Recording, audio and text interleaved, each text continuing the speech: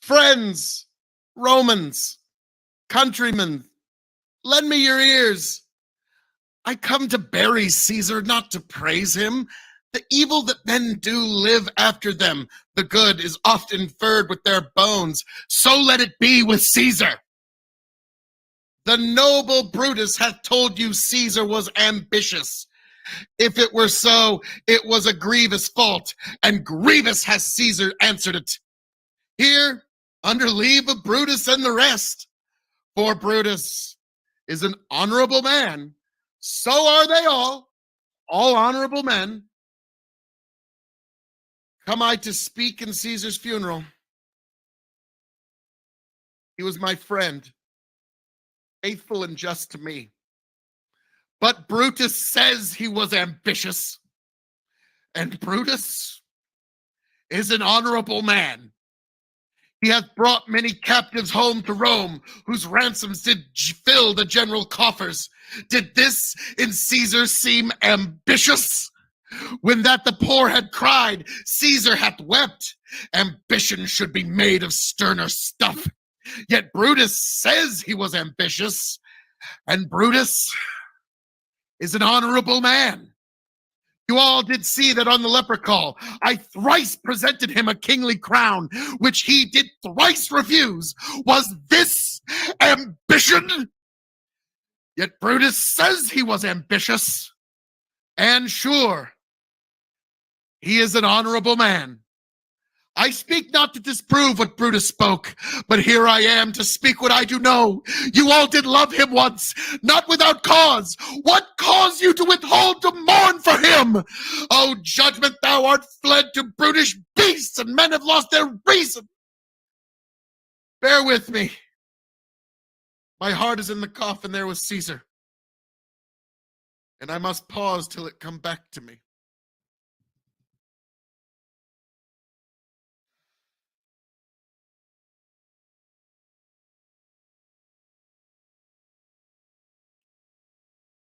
Yesterday,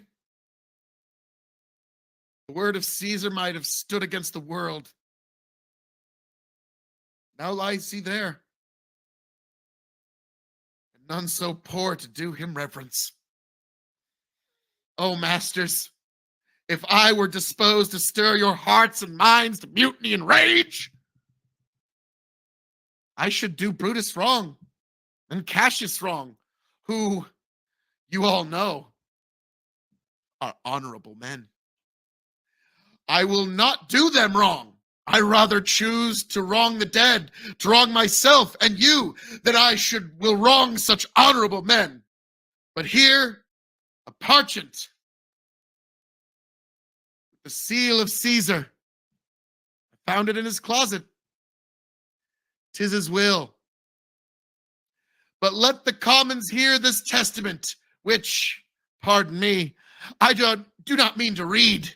And they would go and kiss dead Caesar's wounds and dip their napkins in his sacred blood, yea, beg a hair of him for their memory, and dying mention it within their wills. Bequeath it as a rich legacy unto their issue.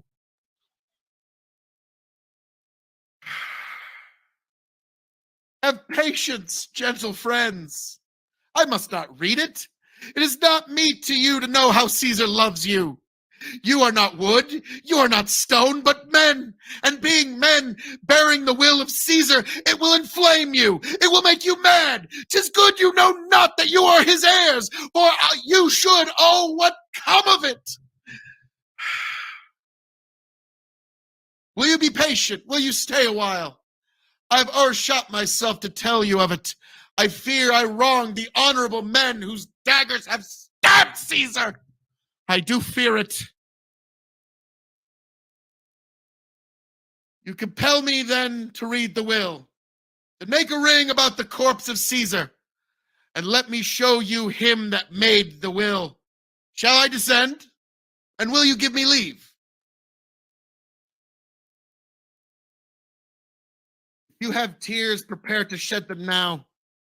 You all don't know this mantle. I remember the first time Caesar ever put it on. 'Twas a summer's evening in his tent. The day overcame the nervii. Look at this place. Ran Cassius dagger through. See what a rent the envious Casca made.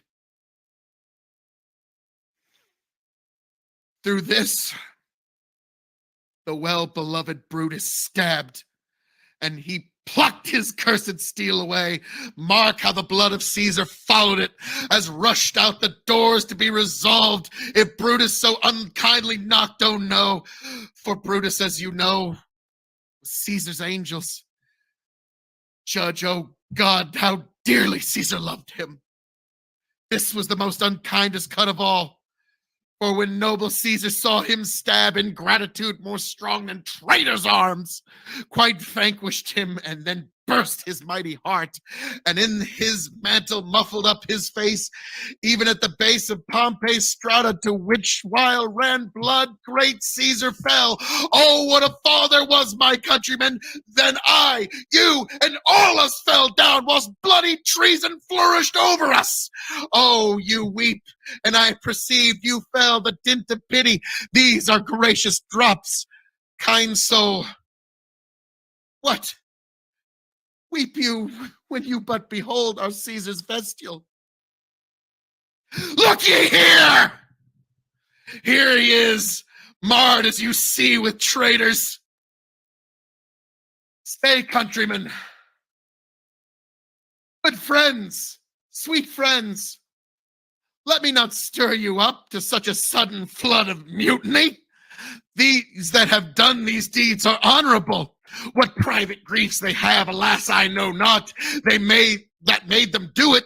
They are wise and honorable, and will no doubt with reasons answer you. I come not, friends, to steal away your hearts. I am no orator, as Brutus is, but as you know me all, a plain, blunt man that loved his friend, and that they know full well that gave me public leave to speak of him. For I have neither wit, nor words, nor worth, action, nor utterance, nor power of speech to stir men's bloods. I only speak right on. I tell you that which you yourselves know. Show your sweet Caesar's wounds, poor dumb mouths, and bid them speak to me. But were I Brutus and Brutus Anthony, there were an Anthony would ruffle up your spirit and put a tongue in every wound of Caesar that should move the stones of Rome to rise and mutiny. You hear me, countrymen, yet hear me speak. My friends, you go to do you know not what. Wherein hath Caesar thus deserved your loves? Alas, you know not. I must tell them. You have forgot the will I told you of. Here is the will, and under Caesar's seal, every Roman citizen he gives, every several man, 75 drachmas. Hear me with patience. Moreover, he has left you his walks, his private arbors, and new planted orchards on this side River Tiber. He has left them you and your heirs for ever common pleasures, to walk abroad and recreate yourself. Here was Caesar, when comes such another? And there we have that, folks. Welcome one and all, folks. I just wanted to kind of start off with something a little fun, and see how we're doing it. Oh, that's lovely. Someone very special just sent me some very good pictures. I'm actually going to get back to her.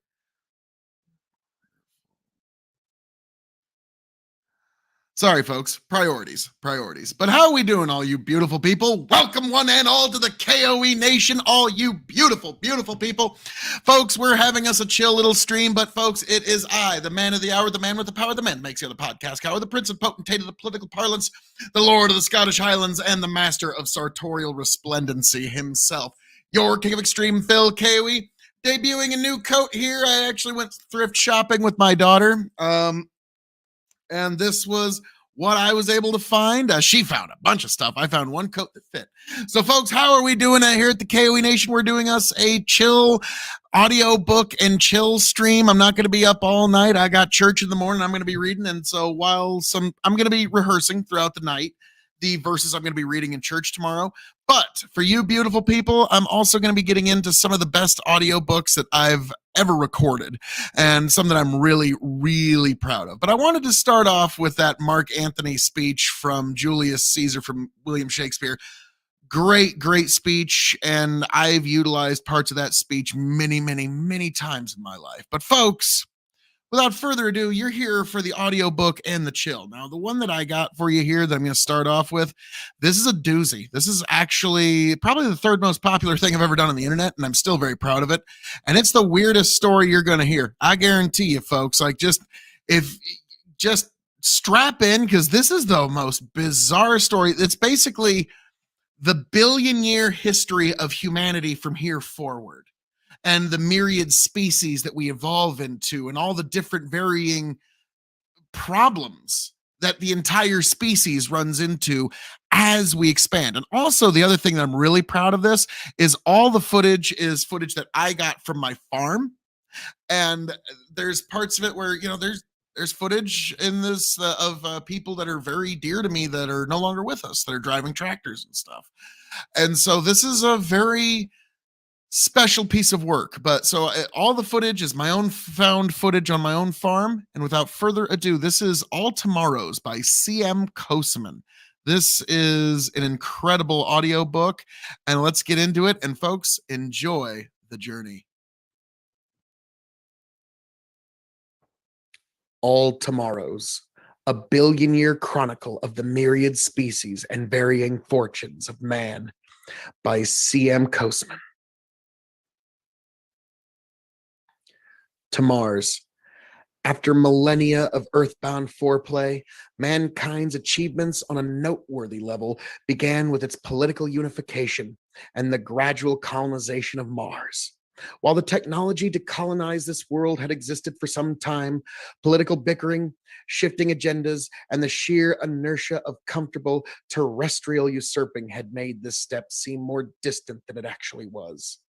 Only when the risks clearly began to present themselves, only when Earth's environment had begun to buckle under the strain of 12 billion industrialized souls, did mankind finally take up the momentous task.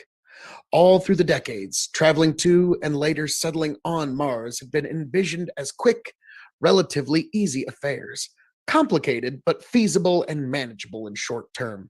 As the push finally came to shove, it was realized that this was not the case. It had to go step by step.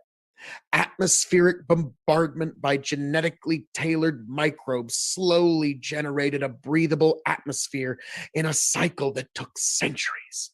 Later, a few cometary fragments were knocked off course to bring forth seas, oceans, water. When the wait was finally over, remnants of Earth's flora and fauna were introduced as specifically modified Martian remakes. When everything was ready, people came from their crowded world. They came in one-way ships, fusion rockets, and atmospheric gliders, packed to the brim with colonists, sleeping in dreams of a new beginning. The first steps on Mars were not taken by astronauts, but by barefoot children on synthetic grass. The Martian Americans.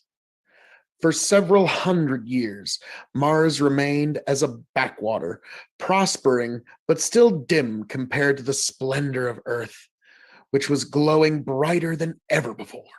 Thanks to the relocation of environmentally demanding industries to Mars, Earth could usurp everything without having to damage its tired biosphere. This was the terrestrial heyday, the climax of economic, cultural, and social development on old Earth. This, however, was not to last. Like the gradual separation of America from her colonial mother, the governments of Mars adopted a new Martian identity. They became the Martian Americans. The difference between Earth and Mars was not only political. A few generations in the lighter gravity gave the new Americans a spindly, lithe frame that would look surreal in their old home. This, combined with a certain amount of genetic engineering, took the Martians' separation to a new level. For a while, the silent schism between the two planets was mutually accepted, and the balance of power hung in an edgy equilibrium. But the Terra Martian standoff could not last forever. With limitless resources and an energetic population, Mars was bound to take the lead. Civil War. The Martian turnover was expected to occur in two ways, either through long-term economical gain or by a much shorter but painful armed conflict. For almost 200 years, the former method seemed to take effect, but this gradual stretch eventually did break in a most destructive way. Almost since its establishment, Martian culture was suffused with an explicit theme of rebellion against Earth. Song, motion pictures, and daily publication repeated these notions again and again until they became internalized. Earth was the old, ossified home that held humanity back, while Mars was new, dynamic, active, and inventive. Mars was the future. The ideology eventually reached its semi-paranoid revolutionary apex. Roughly 1,000 years from now, the nations of Mars banned all non-essential trade and travel with Earth. For Earth, it was a death sentence. Without the resources and industries of Mars, the terrestrial heyday would quickly devolve into a pale shadow of its former glory. Since a trade of essential goods continued, nobody would starve. But for every citizen of Earth, the Martian boycott meant the loss of up to 3/4 of their yearly income. Earth had no choice but to reclaim its former privileges, by force if necessary. Centuries after her political unification, Terra geared up for war. Most thinkers and fanaticists of previous times had imagined interplanetary war as a glorious, fast-paced spectacle of massive spaceships, one-man fighters, and last-minute heroics. No fantasy could have been further from the truth. War between planets was a slow, nerve-wracking series of precisely timed decisions that spelled destruction on biblical scales. Most of the time, the combatants never saw each other. Most of the time, the combatants were not there at all. War became a duel between complicated, autonomous machines programmed to maximize damage to the other side while trying to last a little longer. Such a conflict caused horrendous destruction on both sides. Phobos, one of Mars' moons, was shattered and rained down as meteorite hail. Earth received a polar impact that killed off 1/3 of its population. Barely escaping extinction, the peoples of Earth and Mars made peace and reforged a united solar system. It had cost them more than 8 billion souls. Star people. The survivors agreed that massive changes were necessary to ensure that such a war never occurred again. These reforms were so comprehensive that they entailed not political, economical, but biological changes as well.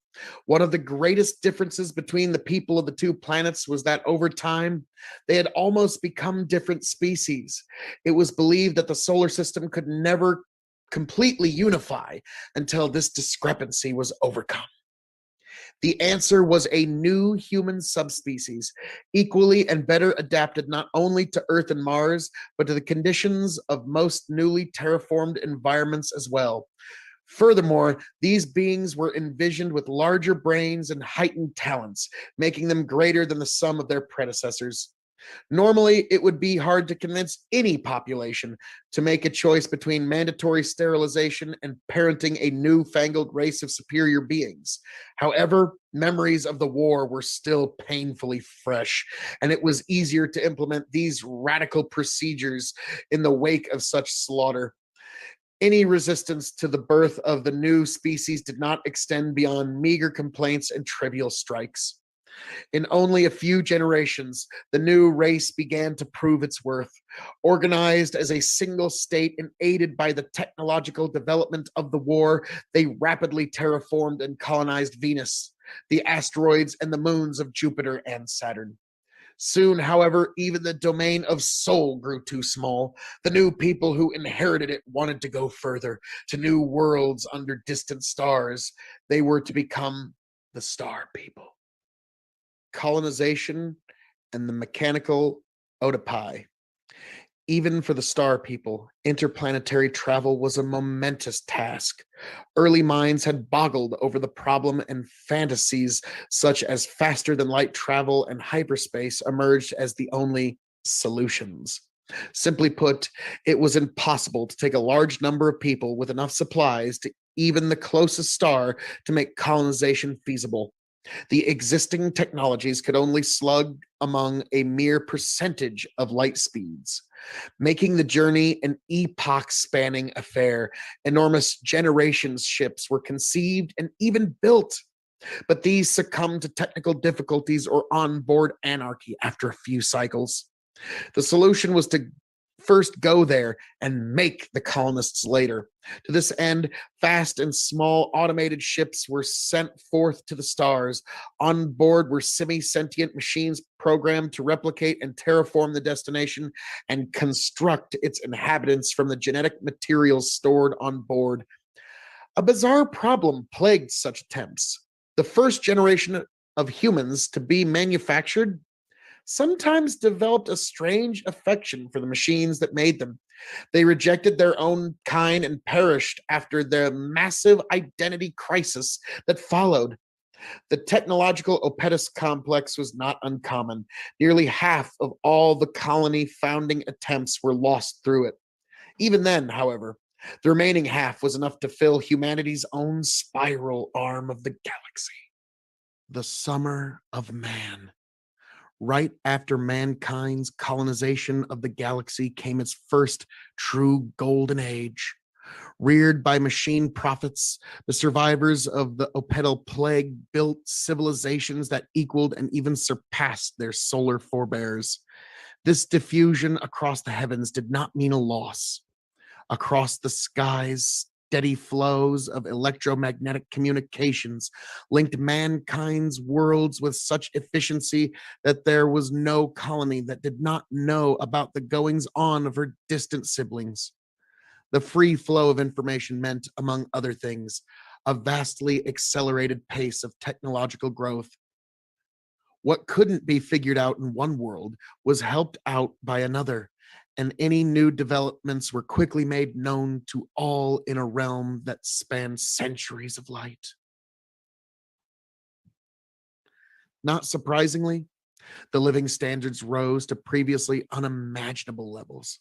While this did not exactly mean a galactic utopia, it was safe to say that people of the colonized galaxy lived lives in which labor, both menial and mental, was purely compulsory. Thanks to the richness of the heavens and the toil of machines, each person had access to material and cultural wealth greater than that of some nations today. During all this development, a curious phenomenon was observed. While alien life was abundant in the stars, no one had encountered any signs of true intelligence. Some attributed this to an overall rarity, while others went as far as divine influence, resurrecting religion. Regardless of the theorizing, one question went truly and utterly unanswered. What would really happen if mankind ever ran into its equals or superiors in space? An early warning. During those times, a small discovery of immense implications warned humanity that it might not be alone. On a newly colonized world, engineers had stumbled across the remains of a puzzling creature, considered so because it had every hallmark of terrestrial animals on an alien planet, justifiably named Pandoravis Pandora. The colossal fossil belonged to a bird like creature with enormous claws. Later, research determined it to be a highly derived therizinosaur from a lineage of herbivore dinosaurs that died out millions of years ago on Earth. While every other large land animal on that colony world had three limbs, a copper based skeletal system, and hydrostatically operated muscles, Pandarevus was a typical terrestrial vertebrate with calcium rich bones and four extremities. Finding it there was as unlikely as finding an alien creature in Earth's own strata. For some, it was irrefutable proof of divine creation. The religious resurgence, fueled at first by mankind's apparent loneliness in the heavens, got even more intensified. Others saw it differently. Pandaravis had shown humans that entities powerful enough to visit Earth, take animals from there, and adapt them to an alien world were at large in the galaxy. Considering the time gulf of the fossil itself, the mysterious beings were millennia older than humanity when they were capable of such things. The warning was clear. There was no telling what would happen if mankind suddenly ran into this civilization. A benevolent contact was obviously preferred and even expected, but it paid to be prepared. Silently, humanity once again began to build and stockpile weapons, this time of the interplanetary potency. There were terrible devices capable of novaing stars and wrecking entire solar systems. Sadly, even these preparations would prove to be ineffectual in time. Q. The first contact was bound to happen. The galaxy, let alone the universe, was simply too big for just a singular species to develop intelligence in. Any delay in contact only meant a heightening of the eventual culture shock. In humanity's case, this culture shock meant the complete extinction of mankind as it had come to be known. Almost a billion years old, the alien species known as Q were galactic nomads, traveling from one spiral arm to another in epoch spanning migrations. During their travels, they constantly improved and changed themselves until they became masters of genetic and nanotechnological manipulation. With this ability to control the material world, they assumed a religious, self imposed mission to remake the universe as they saw fit. Powerful as gods, Q saw themselves as the divine harbingers of the future. This dogma was rooted in what had been a benevolent attempt to protect the race from its own power. However, blind, unquestioning obedience had made monsters of the Q. To them, humanity, with all of its relative glories, was nothing more than a transmutable subject. Within less than 1,000 years, every human world was destroyed, depopulated, or even worse, changed. Despite the fervent rearmament, the colonies could achieve nothing against its billion-year-old foes, save for a few flashes of ephemeral resistance. Humanity, once the rulers of the stars, was now extinct. However, humans were not. Man extinguished. The worlds of humanity, gardens of terraformed paradise, seemed strangely empty to the Q. Often there were no raw materials available other than people, their cities, and a few basic niches of ecology, populated by genetically modified animals and plants from Earth. This was because humans had erased the original alien ecologies in the first place. Offended by another race trying to remake the universe, the Q set forth to punish these infidels by using them as the building materials of their vision. While this led to a complete extinguishment of human sentience, it also saved the species by preserving its genetic heritage in a myriad of strange new forms. Populated by ersat humans, now in every guise from wild animals to pets to genetically modified tools. Q reigned supreme for 40 million years on the worlds of our galaxy. They erected kilometer-high monuments and changed the surfaces of entire worlds, apparently to whim.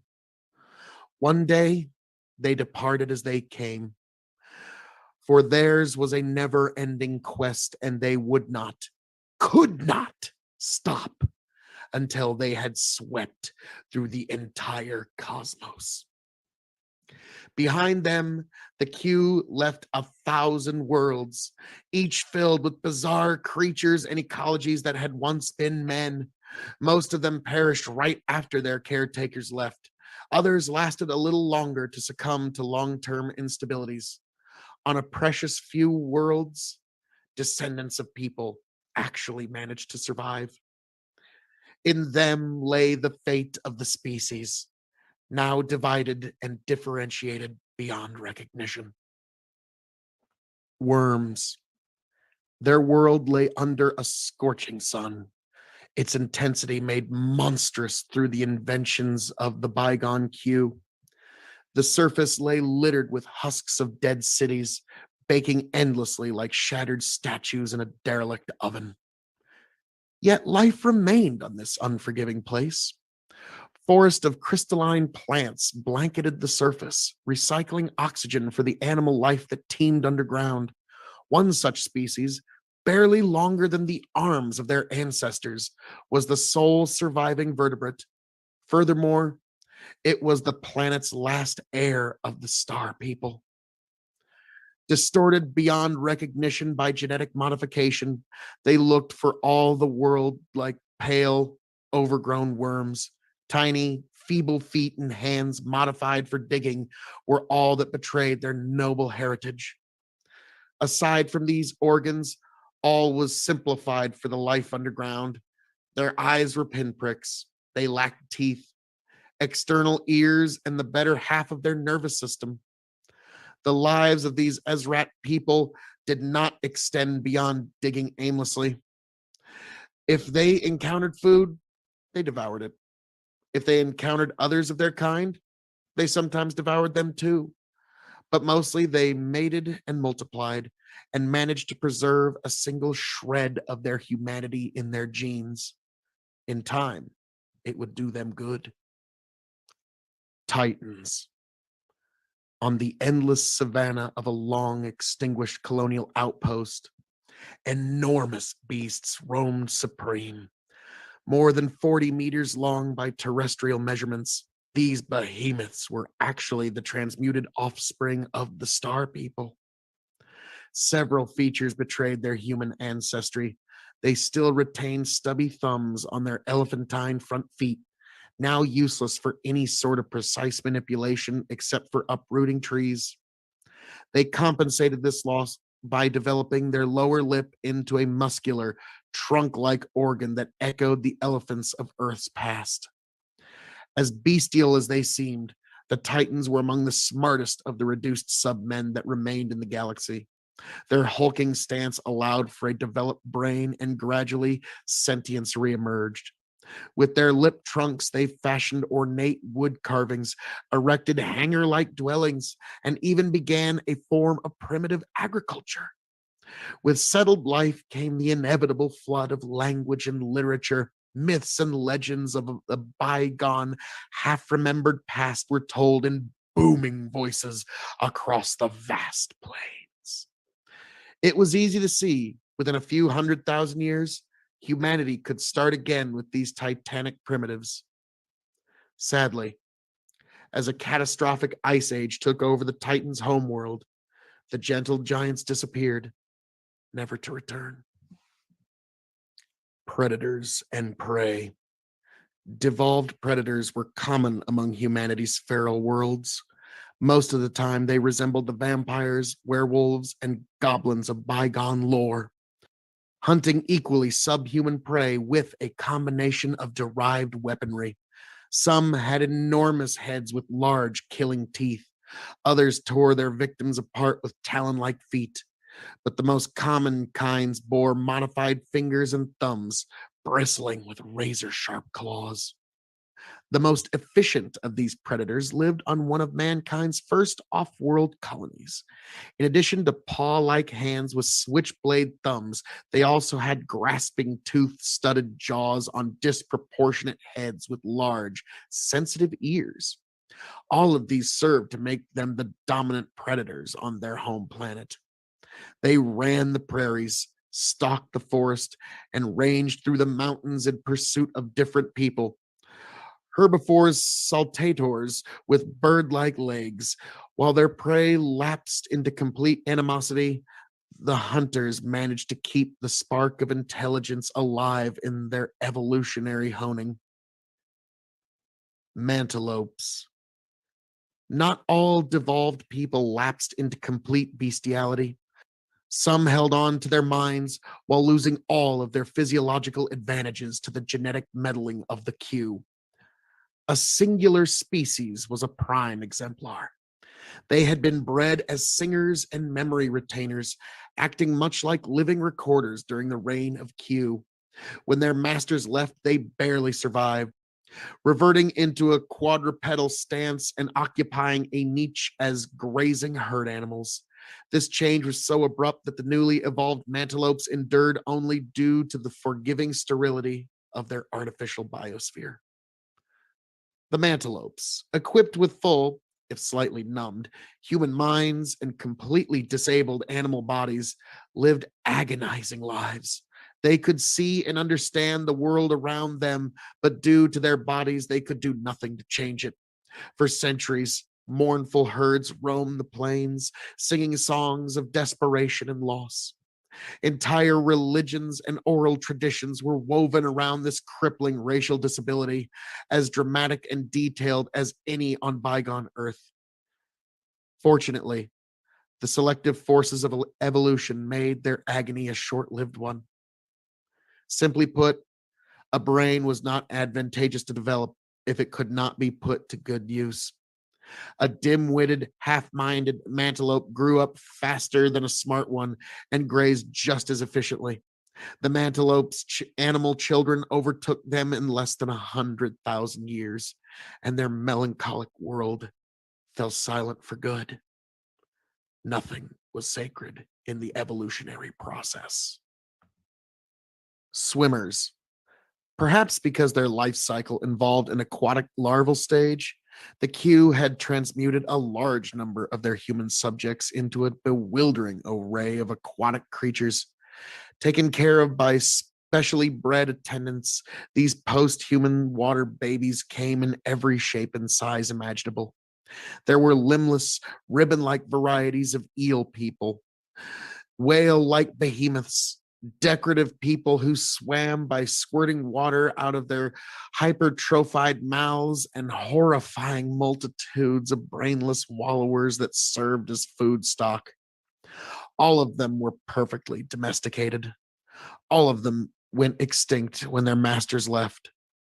All save a few lightly mutated generalized forms. These swimmers still resembled their human ancestors to a large degree. They had no artificial gills. Their hands were still visible through their front flippers. Their feet were splayed affairs that functioned like a pair of tail flukes.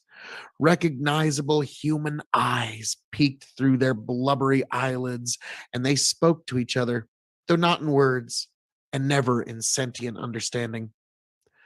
For millennia, they swam the oceans of their ecologically stunted world, feeding on diversifying kinds of fish and crustaceans, survivors of the food stock originally imported from Earth. With the intervention of the Q gone, natural selection resumed. The swimmers became more streamlined to better catch their fast prey. The prey responded by getting even faster, or evolving defensive countermeasures such as armor, spikes, or poison. Their evolution back on track, the swimmers drifted further and further away from their sentient ancestry. They would wait for a long time indeed to taste that blessing again. Lizard herders. They were the lucky ones. Instead of unrecognizably distorting them as they had done to most of their subjects, The Q had merely erased their sentience and stunted the development of their brains. Distantly resembling their ancient forebears on Earth, the primitives led feral lives for an unnaturally long time. They never regained sentience after the Q left, despite having every incentive to do so. This was partially due to the total absence of predators on their garden world, resulting in no advantage for intelligence. Furthermore, the Q had made some small but integral changes to their brain, tweaking the structure of the cerebellum so that certain features associated with heuristic learning could never emerge again. Once again, the reasons for these baffling changes remained known only to the Q. The dumb people eventually settled in a symbiosis with some of the other creatures that inhabited their planet. They began to instinctively farm some of the large herbivore reptiles, ancestors of which were brought from Earth as pets. Soon, the balance of this mutualism began to tip in the reptiles' favor. The tropical climate of the planet gave them an inherent advantage, and they underwent a spectacular radiation of different species. They encountered no competition from the only large mammals on the planet, the brain neutered descendants of the starfarers.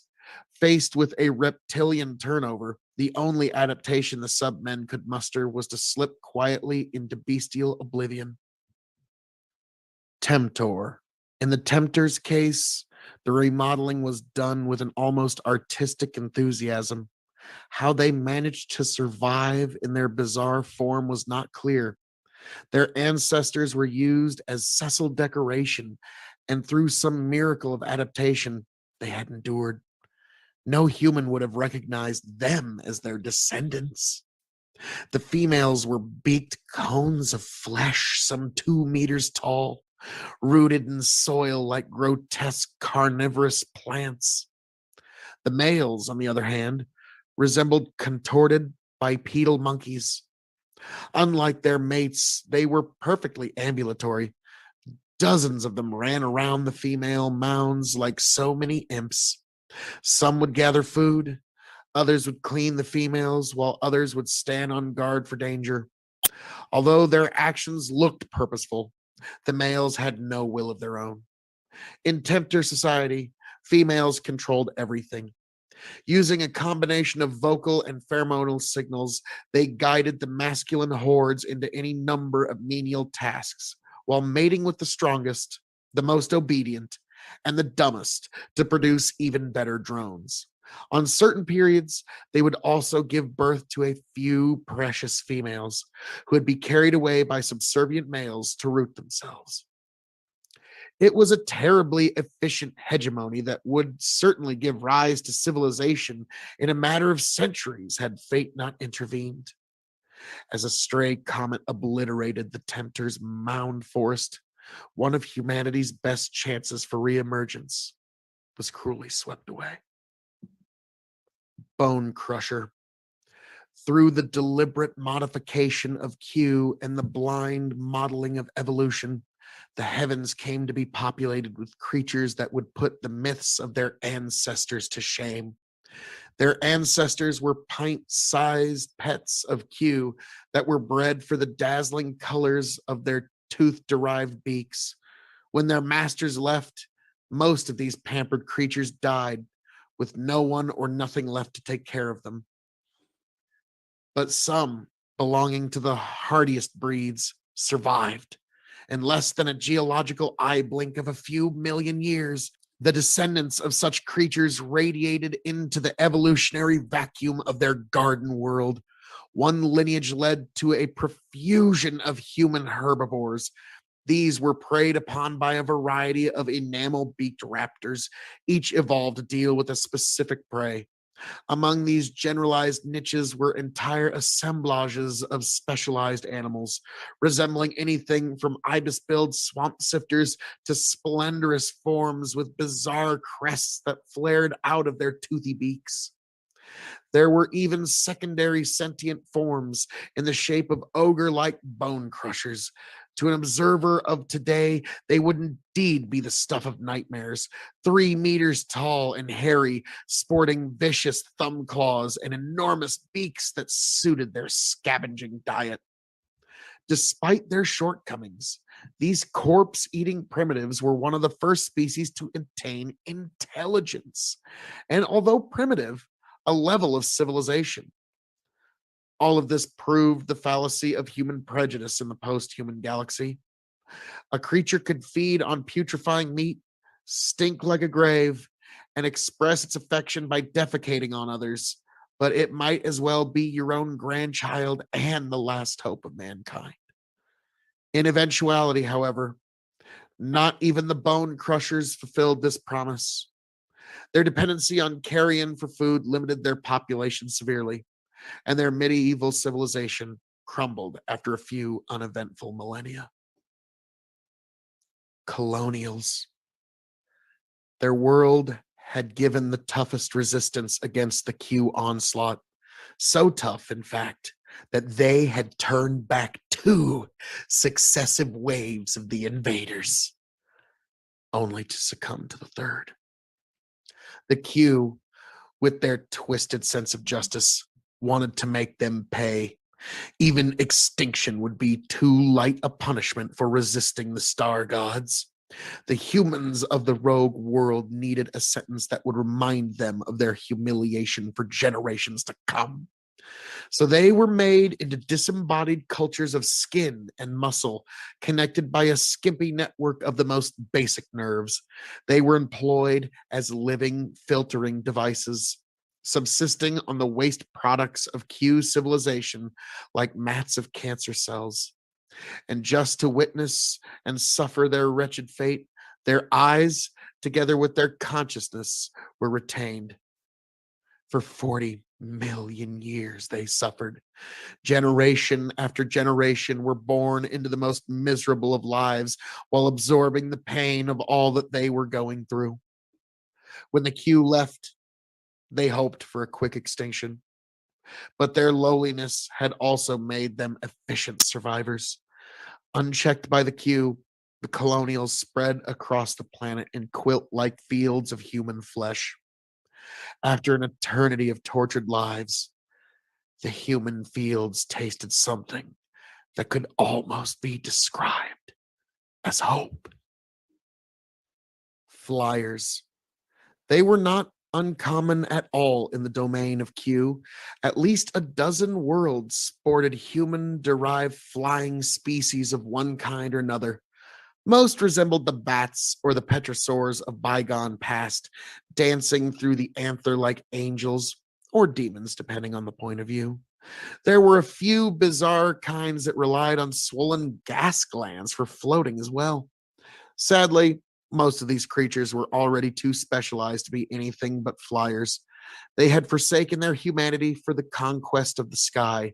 They had little potential for further radiation beyond their limited roles. The only exception proved out to be a monkey-like species that flew on wing membranes stretched across the last 2 fingers. Their advantage was a unique turbine-like heart, artificially developed during the regime of the Q. No other human flyer in the galaxy had such an adaptation. The starfish-shaped organ sat in the middle of their chest, directly funneling oxygen from the lungs to the bloodstream in a supremely efficient way. This meant that the flyers could develop energy-consuming adaptations such as large brains without having to give up their power of flight. Not that the flyers were going to reclaim their sentience right away. Instead, they literally exploded into skies, filling the heavens with anything from bomber-sized sailors to impossibly fast predators that raced with sound. Their world was pristine, and there were plenty of niches to play into. Intelligence could wait a little more. Hand flappers. Some flying post-humans reapproached sentience in an entirely different way. Without the augmented metabolisms or the gravitational advantages of their siblings on distant planets, they had no choice but to give up their power of flight in order to develop further. The hand flappers were one such species. Their wings, once used for butterfly-like flutters in an unearthly garden of Q, had shrunken and reverted back into their manual condition. Their legs were likewise readapted, but they bore a splayed awkwardness from their perching ancestry. Only a singular and an almost sadistically simple flaw held them back from developing civilization. In the course of their secondary atrophy, the wings of the hand flappers had become useless as hands as well.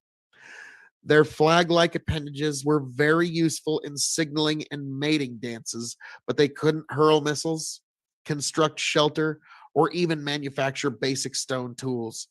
All that they could do with their useless hands was to display each other's sexual availability.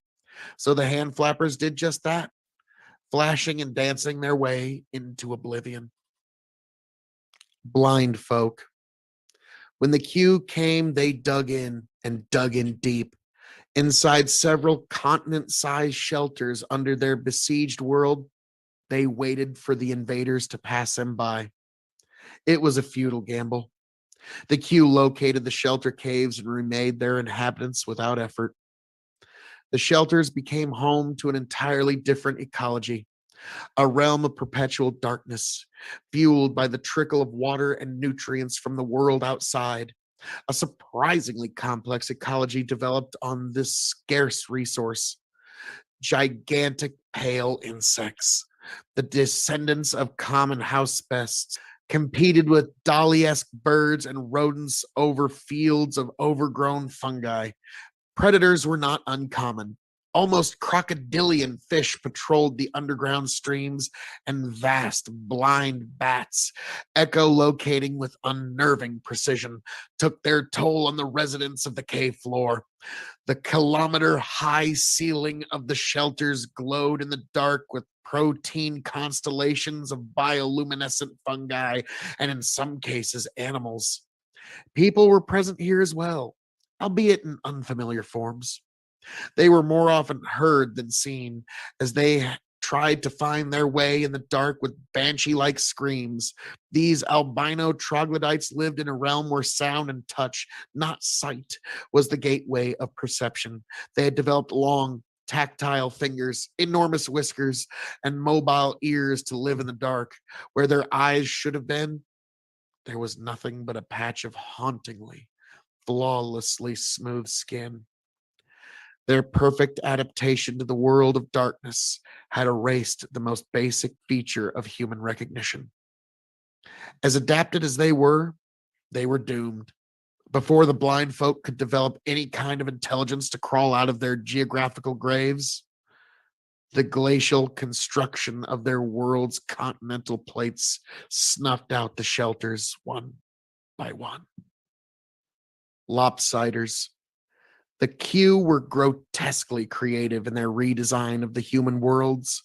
One group of misfortunate souls they transported to a planet with 36 times the amount of normal gravity and made them over for life in this bizarrely inhospitable realm.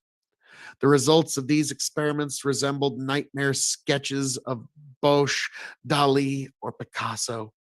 They looked like cripples squashed between sheets of glass. 3 out of their 4 limbs had become paddle like organs for crawling. Only one of their arms remained as spindly tool of manipulation. This singular wizened limb also doubled as an extra sensor, like the antenna of an insect. Their faces were different horrors altogether, all pretensions of symmetry. The hallmark of terrestrial animals from jawless fish onward were completely and utterly done away with. One bulging eye stared directly upward while the other scanned ahead in the direction of the creature's vertically opening jaw. The ears were likewise distorted. Monstrous as they looked, these X-Men thrived in their heavy gravity environment. Once again, there was the usual explosion of species into every available niche, and the Lopsiders consolidated their chances for renewed sentience. Striders.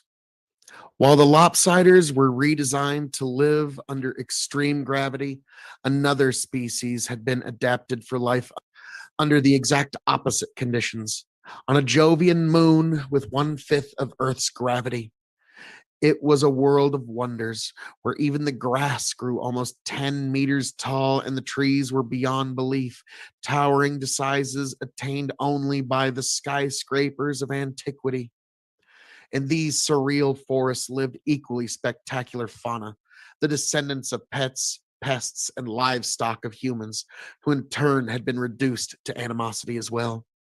One could see them in the league tall forests, almost dancing among the trees as they reared higher and higher to browse. Their arms, legs, and necks had been stretched impossibly thin. Great flaps of skin blossomed throughout their bodies to dispense waste heat. Sometimes they would even change their color in order to reflect light and keep cool. Overheating was a great problem for their grotesquely tall, thin bodies. Although imposing, these geocomentian wraiths were overdeveloped as to be sickeningly fragile.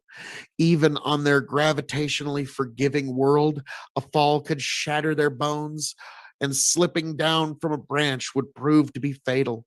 Sometimes on the open plains, even a strong wind could bring them down like the toppling masts. They survived entirely due to the merciful conditions of their garden world, which were about to change drastically. About 2 million years after the Q left these towering works of human art, a lineage of fearsome predators evolved from the terrestrial poultry that had gone feral on the planet, resembling attenuated versions of their dinosaur ancestors. The predators swept through the garden world like wildfires, extinguishing any species too fragile to escape or resist. The peaceful, delicate striders were among the first to go. Parasites. Humanity had diverged into two separate lineages on their world. On one hand, there were several races of almost Australopithecine cripples, degraded by the Q for managing to turn back their initial wave of invasion. Yet simple atavism was too light a punishment for them. Their twisted relatives, the parasite, made up the second part of their sentence. There were actually several kinds of parasitic X people, ranging from tortoise sized ambulatory vampires to the most common fist sized variety that lived attached to their host. There were even tiny endoparasitic kinds that infested the wombs of their female victims like ghastly living abortions. All of these evolutionary tortures were played out under the careful scrutiny of the Q for 40 million years. The punishment was so baroque, so elaborate, that most of the artificial parasite host relationships died out when the Q left. Some submen learned to cleanse their tick like relatives by drowning, burning, or even eating them. Others, like the vaginal parasites, died out as their aggressive method of parasitism effectively sterilized their host. Yet one or two varieties did manage to cling on to their host with abdominal suckers, muscular, gripping limbs, and sterile, pain soothing saliva. But their success did not lie entirely in the strength of their parasitical advantages. They also learned to regulate their dumb hosts, not killing them by over infestation and thus ensuring their own long term survival as well. In any case, totally single sided relations were rare in any ecology, natural or artificial. In millennial cycles, the cousin species' vicious parasitism began to give way into something more beneficial for both sides. Finger fishers. Their ancestors were trapped on an archipelago world, a planet sprinkled with many small continents and countless islands over interconnected networks of calm, shallow seas. Like a magnified Aegina, this place was a terrestrial paradise in many respects, except that after the Q, no minds were left to enjoy it. On this vacant biosphere, evolution was quick to begin her blind, unpredictable dance. Once feral, the descendants of degenerate humans adapted themselves to every available niche. No matter how exotic, how outlandish. One group learned to pluck fish from the lazy shores. Millennia passed as they settled more into their piscatorial lifestyle. Elongated fingers became ambulatory fishhooks. Teeth modified for a generalized diet became needle like affairs, lined up neatly in a long, thin muzzle. In less than a few million years, the fingerfishers established themselves as a prominent lineage. There was scarcely a beach, an island, or an estuary that was devoid of their pale, lanky form. As prolific as they were, the fishers were still no better than animals. Their humanity would come only after another spasm of outlandish adaptations. Hedonists. Even the blissful existence of the finger fishers would have seemed bothersome to the hedonists, for their kind was not evolved but designed for a life of pleasure. The Q had kept them as pampered pets, set loose in a tropical island world of succulent fruits, bountiful trees, and calm lapping lakes full of sweet bacterial manna. Furthermore, the hedonists were left as the only animal life on this place. They had no choice but to enjoy it to the fullest. In normal conditions, any given species would quickly crowd out such a utopian environment. But normal conditions were never the point of the Q redesign. They had altered their subjects so that they could conceive only after mating an enormous number of potential suitors, continually over a period of decades. While this took care of the population problem, it also made the species less adaptable. Without any point in sexual competition, natural selection would progress only at a glacial pace. Fortunately, their stable microcosm remained free of environmental catastrophes even after the Q left. All these changes had made the hedonist day. Their lives were juxtaposed routines of browsing, sleeping, and mind blowing sex. Troubled neither by the concerns of disease or pregnancy, aloof and carefree, they enjoyed the most pleasurable times of all mankind's, albeit with the intellectual capabilities of 3-year-olds. It didn't really matter, though. Who needed to think when having such a nice time, after all? Insectophagi, nondescript, quaint human species abound in the post Q galaxy. Hundreds of them lived out simple, unnoticed lives, never developing to become sentient, never learning their true heritage as star-born human beings. Most of them went extinct, not to be missed or even remembered. Those that lingered on managed to survive in shady, quiet niches, never again making any impact on the celestial scheme of things. One such species was the insectophagi. They had quietly adapted themselves for a diet of colonial insects and small animals. They had faces covered with leathery plates, claw like hands to dig out prey, and worm like tongues to scoop them up. All in all, they weren't special in any particular way, but a combination of galactic invasions, coincidence, and pure luck would later make them the longest enduring of all starmen. The meek would inherit the cosmos, though not just yet. For now, the insectophagi were concerned only with the location of insect colonies and the onset of mating season. Spacers. It must be remembered that the star people did not succumb entirely to the Q invasions. While their worlds fell away one by one, some star people took refuge in the void of space. One after another, entire communities scrambled into generation ships and had cast themselves off into the darkness, hoping to go unnoticed by the beings that had overrun the galaxy. Desperate times made for desperate measures. As the Starmen had observed during their initial colonization of the galaxy, life in generation ships inevitably led to mass insanity and anarchy. This time, humanity had to adapt themselves. or face extinction. Entire asteroid fields were confiscated and hollowed out to make spaceships of unseen size.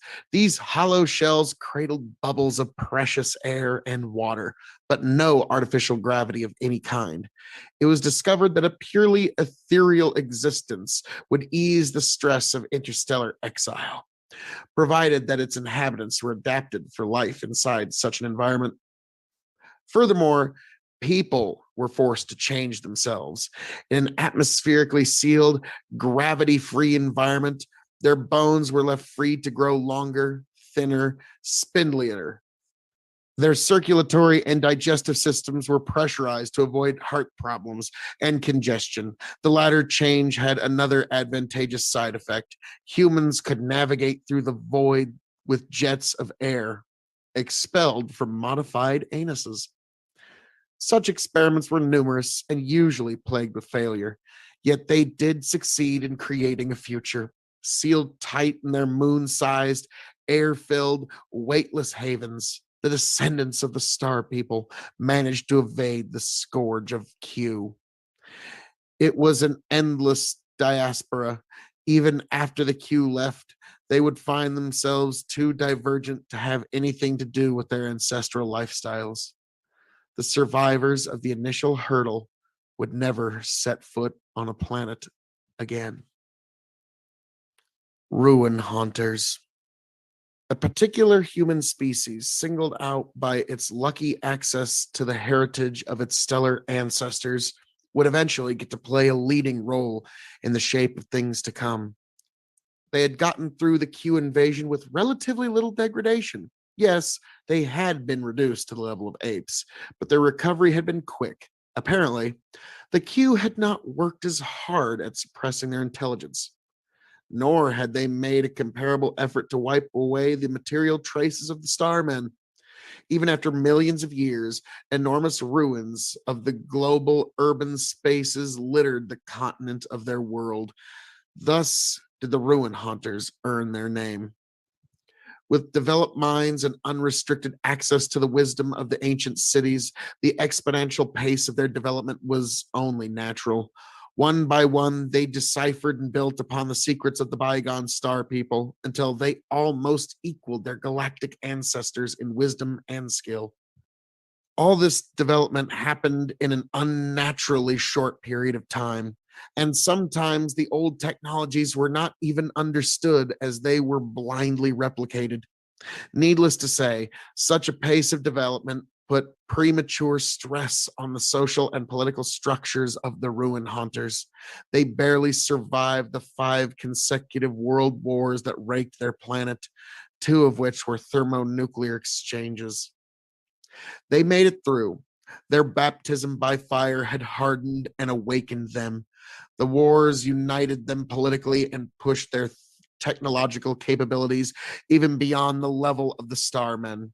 Coincidentally, they also developed a dangerous form of autochthonous madness.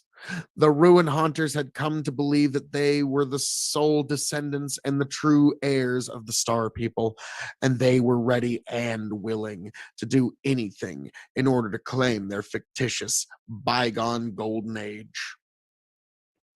Sentience reborn.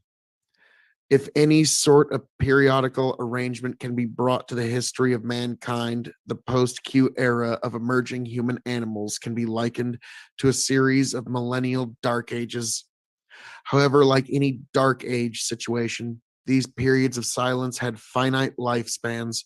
One by one, like stars emerging from the fog, new civilizations were born out of the shattered remnants of mankind. In some cases, the recovery was swift and straightforward. In most other situations, it came only after a lengthy series of adaptive radiations, extinctions, and secondary diversifications. Within these lines of descent, there was as much distance between the initial post-humans and their intelligent descendants as between the first crustacean fuzzballs and Homo sapiens. Sooner or later, human intelligence returned to the cosmos. But except for their shared ancestry, these new people had nothing in common with people of today or even each other. Extinction. Not all human animals made it through. In fact, it must be realized that the majority of post Q humans died out during the eras of transition. Extinction, the utter and absolute death of an entire family, entire community, entire species, was rampant in the galaxy. There was nothing cruel or dramatic in all of this. Extinction was as common and natural as speciation. Sometimes a species failed to adapt to competition or the abrupt change of conditions. In other occasions, their numbers dwindled across imperceptible gulfs of time. This way or the other, human animals faded out. In all this death, however, there was new life. As one species vacated a certain niche, others would soon step in to take its place. Adaptive radiations would follow, filling in the blanks with a myriad of diverse and varied forms. Despite the fallen, the flow of life would proceed, blazing in constant turnover. Snake people, descendants of the worms. The scorching sun eventually cooled down, and life flooded back to the surface of her subterranean stronghold. As animals of all kinds exploded into the terrestrial niches that had been left vacant for millennia, so did the descendants of the worms. On the surface, they found new opportunities as entire assemblages of serpentine grazers, swimmers, predators, and people. One form, descended from tree climbing mammalian snakes, re evolved the human intelligence that had lain dormant for so long. They observed, contemplated, philosophized with novel, spirally coiled brains, and handled the world with a singular pelvic hand born out from the remnants of their ancestors' feet. They looked nothing at all like their distant human ancestors, but their social development followed a similar path. Several agricultural world empires, followed by industrial revolutions, social experiments, world wars, civil wars, globalization. But then again, socio-political parallelism in history did not necessarily imply a similar or even recognizable human world. Modern cities of the global snake world were tangles of pipe like roads, branching three-dimensional railroads and windowless, hole like buildings. Through their knotted architecture differed from region to region, these settlements generally looked like kilometer wide balls of glass, metal, plastic, and cloth, wrapped so tightly that a human of today would find it impossible to move inside them. Plazas and open areas were totally absent, as they presented navigational obstacles and areas of insecurity. Their evolutionary background in the trees had made the snake people into borderline agoraphobes. None of these, of course, was unusual to the snakes in any way. Their relatively alien lifestyle was as particular to them as ours is to us. All across their world, the arterial cities throbbed with people, each with their own joys, sorrows, chores, living out lives as human as any other intelligent beings. Killer folk, descendants of the human predators. The carnivores also rebounded into civilization. Their journey involved a series of changes during which they lost the adaptations which had allowed them to endure as the top predators of their world. The saber teeth, once used for slashing through sinew and trachea, became fragile and thin, only used as organs of social display. The hook like thumb claws were also reduced, but not deleted. In their place, the last two digits rotated perpendicularly to become newfangled graspers. All this graciality, however, did not mean weakness. Although they were no longer specialized for hunting, the killer folk could still kill with their bare hands, but only if they really wanted to. What enormous claws and teeth could not do, they could easily achieve with bow, arrow, flintlock repeater, or gas rifle. Their descendants from predators gave the killer folk a unique social profile. Almost all of their religions and rituals allowing for periods of completely natural animalistic hunts and duels. This necessity of venting these atavistic urges also led to the formation of religious hunter nobilities, privileged warriors who were skilled at the art of hunting, war, and murder. Entire societies were assembled underneath these ruling classes, orderly communities that erupted once every year into an orgy of death, sex, and prayer. For thousands of years, nomadic warriors, together with their vast herds of once human livestock, chased and battled each other across a chessboard of continents. All of this chaos was to be swept away with the advent of modernity. In a development comparable to an industrial revolution, one nation pack of killers devised methods of settled, intensive factory farming, organized state structure, secularism, and technological leapfrogging were quick to follow. Needless to say, such developments polarized the world into bands of progressive, developed factory herders and increasingly fanatical hunting states. While one side condemned their old animal ways, the other side embraced them with blind zealotry. This was their crisis of modernity, the balkanization of the progressive and conservative factions on the road to global unity. Fortunately, the killers managed to pull themselves through, even after drifting dangerously close to global conflicts at certain points. Tool breeders, descendants of the swimmers. They used to be simple creatures, descendants of a battered people that had taken to the sea. Their remote sapient ancestors would have given such beings no chance of a sentient comeback, for they thought that technological advances were impossible in the fluid medium of the oceans. But the swimmers disproved such predictions by founding one of the most advanced and most outrageously alien cultures of the entire human lineage. Fire, the cornerstone of industrial engineering, was almost impossible to sustain and use underwater. But the breeders simply chose another path when complex tool making proved impractical. They began to breed their tools and machines for them. It had started long before the species was even intelligent. In the endless variety of life in the seas, the swimmers always adopted and controlled the organisms that were useful in some way. Once domesticated, these creatures were willingly or unintentionally modified through artificial selection and conditioning. The process was slow, but once underway, these effects were formidable. A modern city of the breeders was a sight to behold. Huge heart like creatures pumped out nutritious fluids to a network of self repairing living conduits. This was their equivalent of a power grid, and it reached every single one of the breeders' huge exoskeleton dwellings, powering bioluminescent lights, flickering cephalopod skin televisions, medicinal sea squirts, and countless other devices that had been bred from living creatures.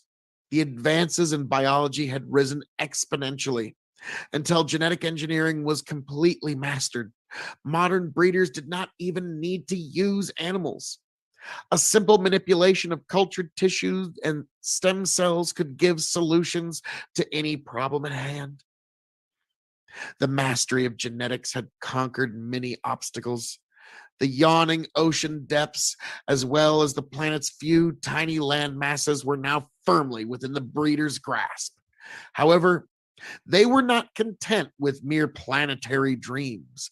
New forms and bizarre creatures were still being developed in daring attempts to conquer the one realm that was most hostile to life. Sealed in their living ships, the breeders wished to return to the stars. Sarasapiens, livestock of the lizard herders. One of humanity's eventual inheritors was not even human. They came from the reptilian stock that had proliferated during the demise of the lizard herders. Theirs was a true case of a world turned upside down. As the humans degenerated into witless animals, the cold blooded reptiles prospered in the tropical climate of their planet. Millennia passed and they begun to produce increasingly smarter forms, one of which distantly resembled featherless versions of the predatory dinosaurs of the past, actually crossed over the threshold of sentience and built up a civilization. These fledgling creatures were quick to understand the true origins of the monstrous ruins littering their planet. Ruins that until then had been considered natural aberrations or timeless memorabilia of gods.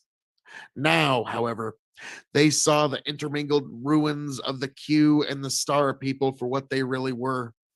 It was through this understanding that the biologically unrelated Saros took up the cultural identity of humanity. In their archaeological efforts, the Saros began to understand that the animals that they used for food and labor were descended from the founders of their very existence. And somewhere in the stars lurked the forces that malformed them, forces greater than the star people, dark forces that might someday return. The human animals served as a reminder, just as Pandaravis had, that if the Saurosapiens wanted to assume their continued existence in the cosmos, they had to be watchful. The pressure of such a reality put their cultures under enormous stress. Some factions turned to made up religions and remained ignorant under an umbrella of comforting fantasies. Others acknowledged the threat of the galaxy, but reverted to a paranoid rhetoric of conservationism. The galaxy had scared them greatly. Finally, there were those who saw the galactic redoubt and acted to face the odds, however great they might be. Conflicts and even wars were not uncommon between these three factions. In the end, the centuries long dispute began to resolve in the progressives' faction's favor. As they expanded their sphere of knowledge, influence, and activity, the Sarasapians became as human as any other civilization opening up to the galaxy. Modular people, descendants of the colonials. The blind workings of evolution followed the unlikeliest paths, made use of the most fleeting opportunities. The very existence of the modular people was testimony to this fact. Their ancestors, the colonials, would have been seen as hopeless cripples by almost any observer. They lacked coherent organs, and their existence was limited to carpeting water shores like mats of algae. But as degenerate as they were, the colonials were resilient survivors, able to hold on to life in the harshest conditions. As time passed, they began to organize themselves in differentiated colonies instead of homogeneous mats. In the colonies, each human cell would perform a singular function and benefit from the union of others.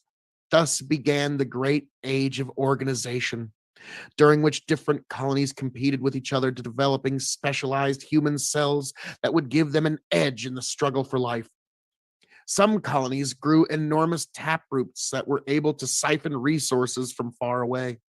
Others abandoned roots altogether and began to move themselves on starfish like foot segments.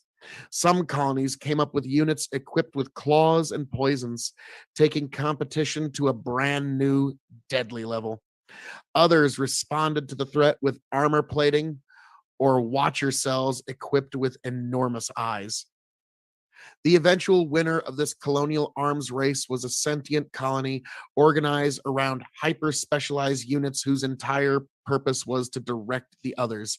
These colonies spread around the planet as they adapted the parts of their rivals to function within themselves.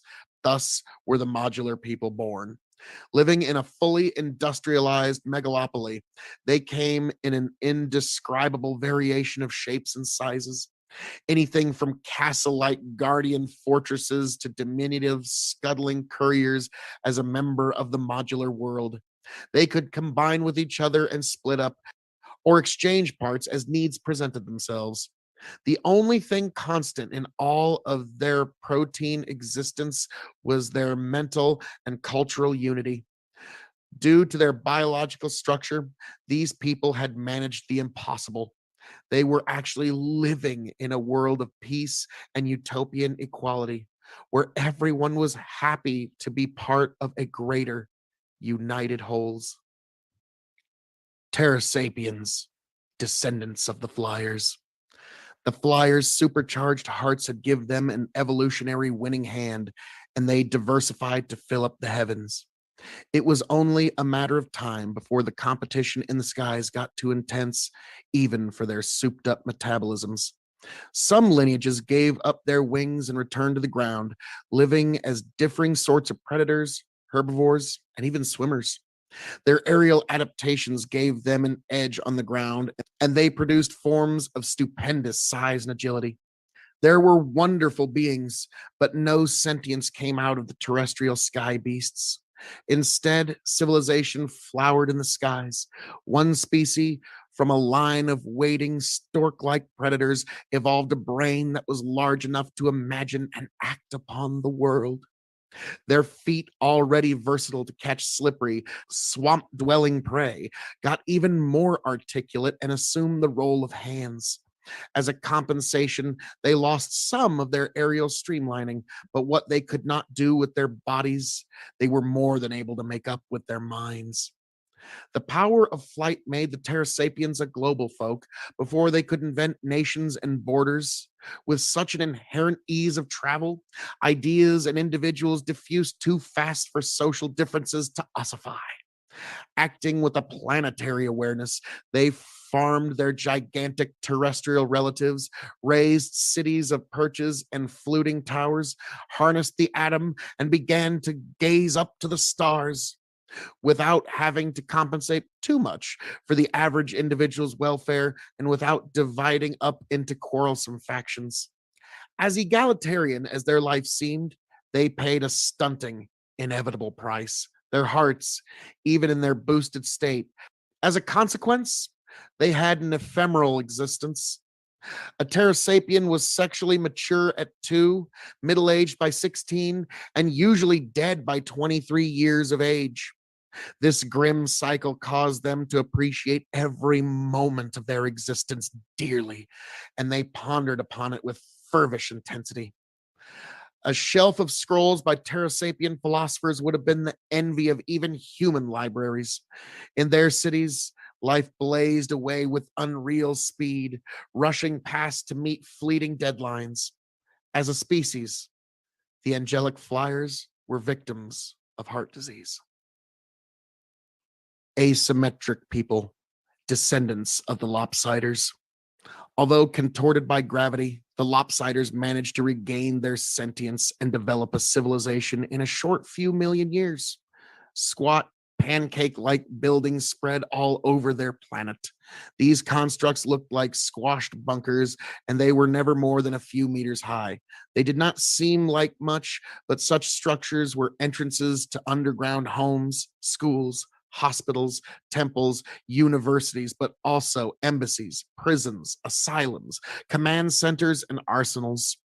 They lived strange lives, but the lopsiders were human in all of their virtues and evils. Thus, it was only natural for them to expand outward and to look to new frontiers to colonize. Fortunately, their solar system harbored other planets, similar to the lopsiders' homeworld in almost all respects except gravity. But they weren't willing to let such trivial details stop them. Throughout their history, humans had always risked changing themselves to preserve their future. It was a risky gamble, but it had paid off since the days of the Martian Americans. But re engineering the flattened lopsider body for a benign gravity was a monumental task indeed. Suffice to say that the experiments took millennia to achieve even limited success. After countless attempts, the asymmetric people were born, or rather made. Their bodies were changed considerably. What had been shovel like toes to slither through the high gravity dirt had become centipede legs, and the singular grasping hand was elongated to an extreme degree. Their grotesque faces had been inverted and turned upside down after reverting from a flounder like existence. Twisted as they were, members of this new race enjoyed tremendous advantages over their flattened forefathers. Their social development also paralleled that of the bygone Martian Americans. Once again, there was a golden age followed by increasing tensions and interplanetary war. But unlike the Martians, the asymmetrics ruthlessly exterminated their parent race and went on to rule the solar system alone. On the way, they stumbled across the remains of the Q and the Star People and advanced immensely. Triumphant on their own realm, they turned to the heavens to further exploits. Symbiotes, descendants of the parasites. As time passed, the relationships between the parasites and their hosts got connected to such a degree that it began to involve a cooperation of the individuals. There were no longer single sided relationships. In exchange for the host's nutritious blood, the parasites offered their heightened senses as early warning against predators and other hazards. A great arms race of symbiotic relationships thus commenced. Certain parasites offered their host larger eyes, others sharper senses of smell, hearing, or even additional defensive weapons in the shape of venomous saliva, malodorant sprays, or an extra bite. The host returned the favor with longer running legs, stronger bodies, and specialized ergonomic nesting sites rich in blood vessels and covered in insulating fur. Different complexes of parasites and host species evolved, compatible only amongst themselves. The development of such creatures was in a way reminiscent of the great modular colonies, thriving on their own world light years away. But unlike the modulars, the components of the symbiotes belonged to a different species, instead of modified variations of the same basic organism. In eventuality, both relationships led to the same point: sentience. In the secluded forests of a certain continent, a new parasitic species developed. They did not have the ballistic poison sprays, infectious stings, or the grossly hypertrophied arm claws of their relatives. Instead, these parasites offered a simpler bargain: inability to think in return for total submission. Initially, this relationship was more like a horse and its rider. But after a few 100,000 years, the symbiotes could manipulate their hosts like puppets through a combination of tactile and olfactory signals. A few more millennia, and these combined beings developed an order not unlike our own, complete with countries, politics, and even war, albeit reduced in the newly globalizing world culture. In this age, technology filled most functions of the host, but a thriving husbandry of these creatures still remained due to tradition and simple efficiency. An average symbiote would begin the day on his business host and move on to a more comfortable domestic one when they returned home after work. And perhaps on the olfactory television, he would smell news of the evacuations of the million-year-old Q ruins, of the marvelous discovery salvaged from the Starman wrecks, or of the enormous radio arrays that rose everywhere to listen to the stars. It was a pattern that was being repeated all over. Sail people, descendants of the fingerfishers. The fingerfishers were already among the most divergent of the post-human races. With harpoon-like digits and almost crocodilian muzzles, they looked nothing like their parental stock. But even this form would look conservative to their sentient descendants.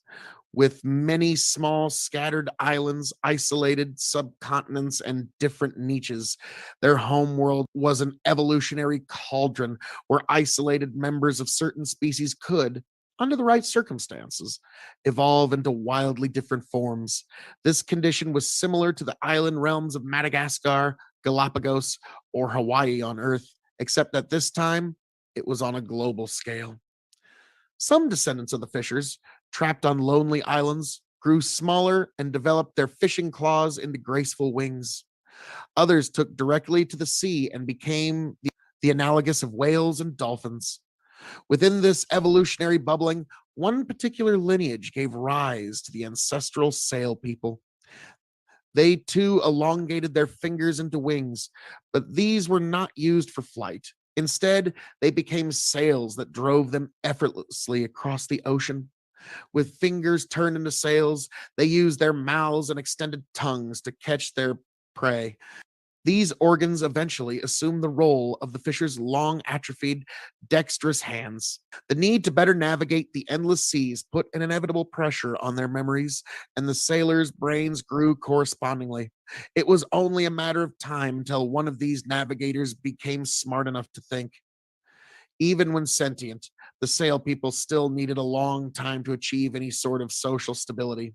Their scattered world made for a tremendous diversity of cultures, which competed and fought just as resiliently across generations. Untold flotillas of tribal warriors battled each other in epoch spanning, pointless conflicts. Nomadic warriors and pirate societies inevitably came into being, prolonging the uncontrollable cycle of violence. Only when a certain warrior tribe developed warfare on an industrial scale and the state society needed to support it. And then, only when this notion of modernity gave rise to the idea of peace did the Sail people finally manage to unify. Generations of blood had stained the ocean for far too long. Sarteriacs, descendants of the hedonists. Their pleasure drenched existence, locked between their static paradise world and their inherently slow pace of evolution, seemed immune to change. Perhaps this was true for 1,000,000 years or so, but on a larger scale, complete stasis was a fable. During a particular era, geologic upheavals threw up huge masses of land over the shallow oceans of their world. The hedonists, until then trapped on a singular island no bigger than today's Iceland, were not late to colonize these new pastures. This was more of a necessary exodus, since the events that raised the new lands had also thrown up enormous clouds of ash that smothered the atmosphere and blocked out the sun. Their innocence finally spoiled, most of the hedonists died out, unable to adapt. The only survivors were fast breeding freaks who had abandoned the reproductive quirks of their ancestors. It was these forms that colonized the newborn continent and gave rise to a multitude of species, which included the Soteriacs, sentient heirs to the hedonists. These beings resembled their ancestors to a great degree, except that they now sported enormous tails, boneless organs of balance woven out of extended pelvic muscles and fat. Along this appendage, their entire bodies were reoriented in horizontal, almost dinosaurian postures. Although they had abandoned the frantic reproductive strategies of their ancestors, their social lives still retained a delightful tint of casual promiscuity.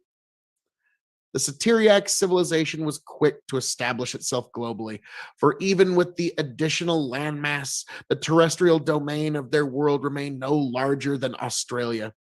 For a while, 3 and then 2 land empires competed against each other before dissolving into a myriad of smaller nations and finally reunifying into a coherent world order. From this point on, the Styriac world once again became a Valhalla of pleasure with festivals, concerts, and ritualized orgies punctuating every working week. This time, however, it could all be savored by true intelligence.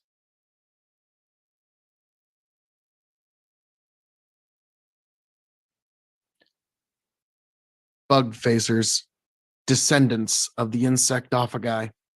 Over time, their insectivore ancestors came to resemble their prey. Hardened leathery plates, once used for defense against stings and bites, ossified and became integrated into the jaw structure. Their hands and feet, with reduced numbers of fingers and toes, developed into pincer like affairs. Even their metabolism reverted partially into ectothermy in the balmy, lazy climate of their planet. But it was none of those adaptations that gave them the edge in survival. Simply put, a congenial defect allowed them to regain their sentience. Even after the smothering by the Q, the genes of the star people remained dormant in their cells. Through pure coincidence, one lineage of the insectophagi developed an atavistic throwback, resulting in larger brains, which just happened to be useful in cracking open insect nests with crude stone tools. It was an easy ride from there on, although millennia long in itself. The development from stone axe to spaceship was an eye blink in geological time.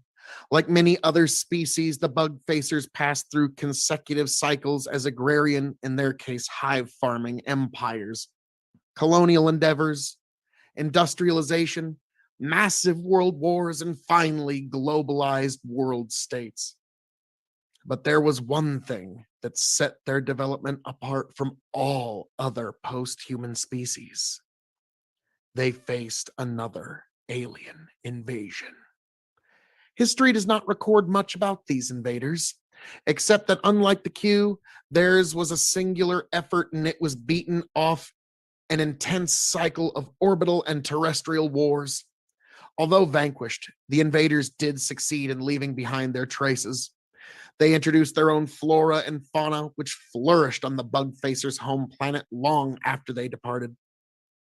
More importantly, they imbibed the poor bug facers with a pathological interspecies xenophobia, to the point that they were even fearful of their own post human cousins on other stars. Through an ironic twist of fate, their fears would be more than justified. Though not just yet. The bug facers still had time. Astromorphs, descendants of the spacers. Initially refugees, the spacers were quick to master the vastness of interstellar space. Their isolated space arcs joined together and multiplied to form a gigantic interlocked artifact that was large enough to contain entire worlds. But no planets lay inside the Astromorphs' capital, only cavernous, gravity-free bubbles where the inhabitants could finally develop to their fullest. Freed from the constraints of weight, their bodies grew spindly and insectile, with individual digits extending into multitudes of thin, versatile limbs. Other than these, the only developed organs were their derived jet sphincters, which went on to become the principal means of locomotion. But above all were their brains, their bulging, swollen brains. With no hindrance from gravity, the human brain could grow into unprecedented sizes. Each generation devised experiments that produced offspring with greater cranial capacity, giving rise to beings who went through their everyday lives thinking in concepts and structures scarcely comprehensible to people of today. The physiological limitations of the human mind had been long since debated. Now it was established that these limits were indeed real, and individuals who could break them would likewise conquer new grounds in philosophy, art, and science. Everything changed. Yet some aspects of humanity, such as the basic desire to expand, remained. To this end, the astromorphs built great fleets of globular subarcs and spread their influence across the heavens into every stellar cluster and every star system. Within less than 1,000 years, the galaxy was straddled by a new and far more alien empire of man. Strangely enough, its dominion included none of the newly emerged post-human species, for its masters had completely lost interest in planets, those stunting, gravity-chained balls of dirt and ice. The newborn ark settled comfortably in the outer rims of star systems, quietly observing the lives of their struggling relatives. For the first time in history, there were actual gods in the myriad human skies. They were silent and weren't even noticed for most of the time, but their watchfulness was ultimately going to pay off. Second Galactic Empire. Over time, the sentient post-humans began to reach out to the galaxy, They inevitably stumbled across the ruins of the Starmen and figured out their interstellar ancestry. These discoveries were followed by a realization that there might be others like them, unimaginable distances away. Thus, the fledgling civilizations set about to probing the skies. The contacts, all established by radio communication, were not spread out evenly. The empire began little more than a few million years after the Q left, with the first dialogue between the earliest killer folk and the Satyriacs. A few thousand years later, they were joined by the tool breeders, hailing out from the ocean depths through living radio arrays. The second wave of sentient species joined in during the following 10 million years as the modular whole, Petrosapiens, and the fledgling asymmetrics contacted their celestial cousins. Finally, in the next 20 million years, newly evolving civilizations such as the Sorrows, the Snake People, Parasite Symbiotes, and the Sail People successively contacted the burgeoning galactic empire. The Bug Facers were aware of the whole process, but due to their xenophobic experience, they only opened up after a staggering 40 million years of silence. This union was an empire of speech, for actual travel between the stars was too difficult to be practical. Like the bygone colonies of the Starmen, the post-humans cooperated through the unrestricted exchange of information and experience. Although covering every aspect of an astonishing variety of cultures, the empire's efforts focused on two main issues: political unification and galactic awareness, constant readiness for possible alien invasions. Everybody had come across the remains of the mysterious Q. Nobody wanted a repeat of the same scenario. When the Second Empire ran into the astromorphs, who had silently saturated the galaxy with their own empire of man, they feared the worst. But luckily for them, the godlike beings were not interested in a second empire, nor any of its worlds. The astromorphs were given a wide breath and accepted as they were incomprehensible, omnipotent forces of nature. This coordinated effort lasted for almost 80 million years, during which its member species attained previously unimaginable levels of culture, welfare, and technology. Each species colonized a few dozen worlds of their own, in which nations, cultures, individuals lived to the fullest potentials of their existence. Needless to say, all of this was only possible through constant communication and a total openness to the galaxy. Most communities took this for granted and dutifully participated in the galactic dialogues. But there were others, silent, darkened beings who refused to join in. Through them would come the ruin of the empire. Enter the Gravitals, descendants of the Ruin Haunters. After the lessons of the Q, the Second Galactic Empire kept a constant watch against alien invasion. Ironically, they neglected to look among themselves. The second great invasion of the galaxy came not from outside, but from within. The Ruin Haunters, who were lucky enough to inherit the secrets of the Starmen and the Q when other species were mere animals, had experienced a tremendous advance in technological prowess. All in all, they were as sophisticated as, if not more, than the astromorphs of the void. But their ascendancy was not a sane one. Recall that most Ruin Haunters were already deranged with a twisted assumption of being the sole inheritors of the Starmen. They refused to communicate with their relatives on other planets and kept to their own affairs. This neurotic hubris assumed truly dangerous proportions after the Ruin Haunters modified themselves. The origin of this modification lay in an earlier catastrophe. The Ruin Haunter's sun was undergoing a rapid phase of expansion, and the species, advanced as it was, could do nothing to stop the process. So the Haunters did the next best thing and changed their bodies. The infernal conditions of the solar expansion meant that a biological reconstruction was totally out of the question. Thus, The haunters replaced their bodies with machines, floating spheres of metal that moved and molded their environment through subtle manipulations of gravity fields. In earlier versions, the sphere still cradled the organic brains of the last haunters, but in successive generations, ways to contain the mind within quantum computers were devised, and the transformation became absolute. The ruin haunters were replaced by the completely mechanical gravitals. While not even organic, the gravital still retained human dreams, human ambitions, and human delusions of grandeur. This, combined with mechanical bodies that allowed them to cross space with ease, made interstellar war a frightening possibility. Machine invasion. It took a long time for the gravital to prepare. Propulsion systems were perfected and new bodies capable of withstanding the interstellar jumps were devised. But when they finally decided that the time was nigh, nothing survived the slaughter. The invasion followed a brutally simple plan. The target world's suns were blockaded, and their light was trapped behind specially constructed million-mile sails. If the dying worlds managed to resist, an asteroid or two finished them off.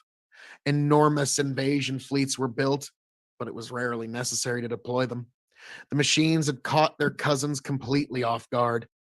The Great Dying, all of which occurred in a relatively quick 10,000-year period, stretched the boundaries of genocide and horror. Almost all of the new human species, unique beings who had endured mass extinctions, navigated evolutionary knife edges, and survived to build worlds of their own, vanished without a trace. Even the Q had been loyal to life. They had distorted and subjugated their victims, but in the end, they had allowed them to survive. To the machines, however, life was a luxury. Such thorough ruthlessness was not, ironically, born out of any kind of actual hatred. The gravital, long accustomed to their mechanical bodies, simply didn't acknowledge the life of their organic cousins.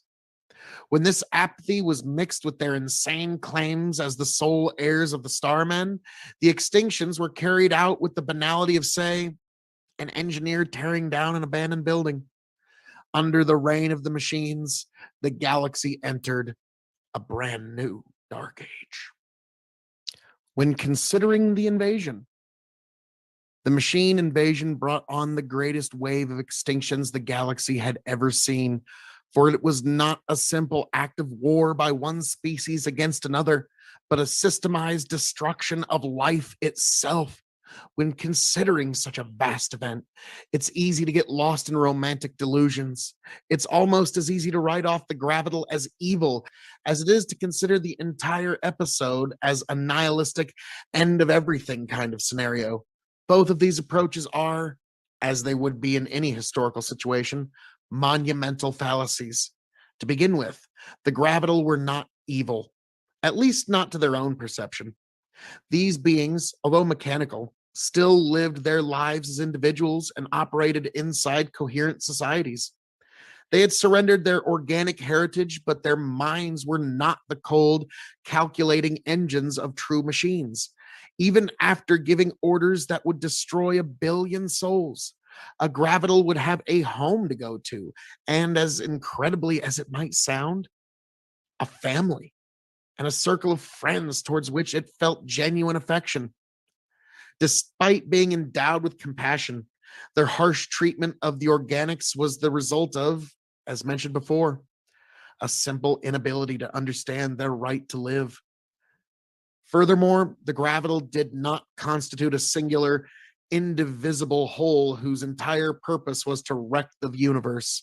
True, their technological advancement had allowed them to form a pan-galactic entity, but within itself, the machine empire was divided into political factions and even religious faiths. Superimposed over these fault lines were the daily lives and personal affairs of families and individuals. Like any sentient being, they had a sense of identity and thus differing agendas. Nor did the machine invasion mean the end of everything. There certainly was a widespread destruction of life, But what was lost was only organic life, consuming energy, directing it for reproduction, thought, and even evolution. The machines were as alive as any carbon based organism. Despite the turnover, life of a sort survived, and as would be seen, even preserved some of its organic predecessors. Subjects, the many descendants of the bug facers. The bug facers, racially shy and xenophobic due to their background of repeated alien invasions, became the first species to face the gravital onslaught. As ironic as their fate seemed, the bug facers were the luckiest of the post humans. Instead of being exterminated like the rest of their cousins, they survived as the only organic beings in the machine empire. The precise reason for their retention remains unknown to this day. Perhaps the machines hadn't perfected their ruthless apathy by then, or perhaps they pitied the poor organics and allowed them to maintain a stunted parody of an existence. Whatever the reason, the bug facers endured, but they hardly resembled their original ancestors anymore. Genetic engineering, the lost art of the galaxy threading Q, and later the tool breeders as well, was mastered almost as comprehensively by the machines, not hesitating to warp the beings which they did not really consider to be alive. They spliced their way into bug facer DNA, producing generations of literal abominations. Would a woman or man of today show any apprehension towards reassembling a computer or even recycling trash? Such was the attitude of the triumphant gravital. Thus, multitudes of subjects were produced, distorted to such an extent that even the meddling of the Q seemed comparatively timid. Most of them were used as servants, caretakers, and manual laborers. These were the lucky forms. Some submen were reduced to the level of cell cultures, useful only for gas exchange and waste filtering. Others were molded into completely artificial ecologies, baroque simulations that served only as entertainment. Some machines, with their still human ambitions, took this practice into a new level and produced living works of art, doomed one off creatures who existed purely as biological anachronisms. Be it a tool, slave, or entertainment, humanity narrowly held on to its biological heritage, while its machine cousins reigned supreme for an unbelievable 50 million years. The other machines. Recall that despite its galaxy cradling might, the machine empire was not homogeneous. It contained dozens of differing factions that did not always agree on everything, including the treatment of their downtrodden biological subjects. Some machines, over a process involving several religious, social, and philosophical doctrines, began to comprehend the universality of life and the common origin of organic and mechanical humanities. Initially, such individuals lived in seclusion or withheld their beliefs from the world. They secretly engineered lineages of subjects that could live, move, and think as freely as they could. In a few memorable instances, the engineers fell in love with their creations, and their martyrdom inspired other machines to think just a little differently. Eventually, the ideology gained enough momentum to be practiced openly in everyday life. However, the sect of toleration soon ran into odds with their hardline pan-mechanical rivals. The seething intolerance between the two factions finally broke when some tolerant machines wanted to set several worlds aside for unrestricted development of biological life. All hell broke loose, and the machine empire, the apparent seamless monolith of the galaxy, experienced its first short, bitter civil war. The war didn't cause any lasting damage, but it plainly illuminated one fact. The greatest entity in the galaxy was not without its problems. The fall of the machines, return of the spacers. In the longer run, the internal struggles of the machine empire just might have led to its downfall. But there was no need to wait that long, as the empire died a shorter but immensely more cataclysmic death.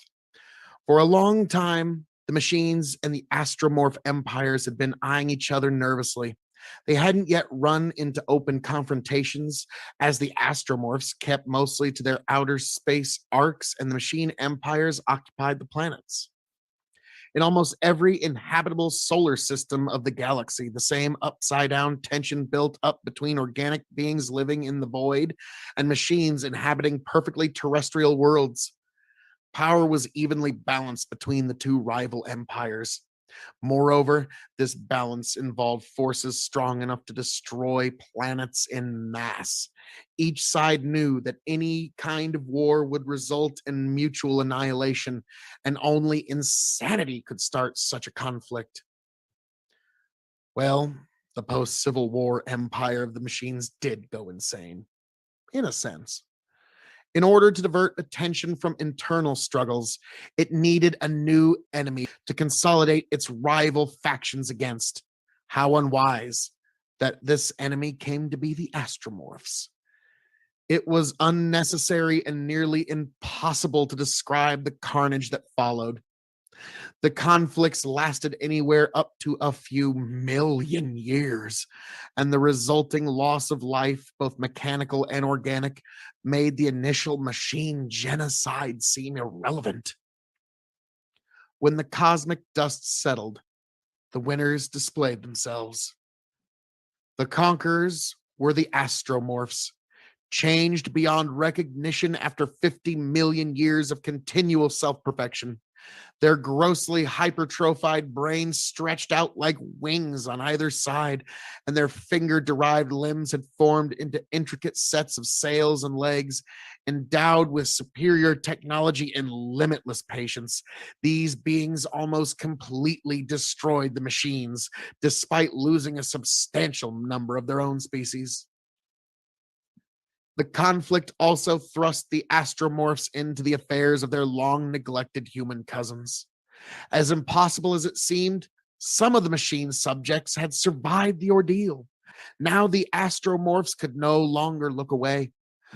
With the machines gone, it was up to the astromorphs to clean up after them. They took up the subjects and used their genetic heritage to populate entire planets. During this age of reconstruction, which lasted for another 2 million years, many astromorph world builders emerged as true gods, creating inhabited worlds almost out of scratch. Their subjects, meanwhile, became the inheritors of a truly new, war-torn phoenix of a galaxy. The post-war galaxy. When replenishing lost worlds, the astromorph gods took measures to ensure the continued safety of their creations. The abrupt rise of the machines had shown that unless carefully regulated, the wealth of the stars could always host a race of pan-galactic usurpers. The astromorphs, watchful but ever transparent, didn't want to interfere directly. Instead, they produced terrestrial versions of their own kind to regulate the galaxy. They adapted their delicate ethereal fingers into spidery limbs and shrunk their brains considerably to readjust to the rigors of gravity.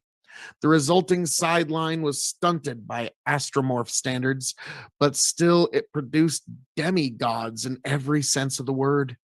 These beings, known often as the terrestrial spacers or simply as the terrestrials, nurtured and controlled the development of the post-war civilizations on many planets. They acted as caretakers, prophets, kings, and emperors, but also as grim reapers as the occasion dictated.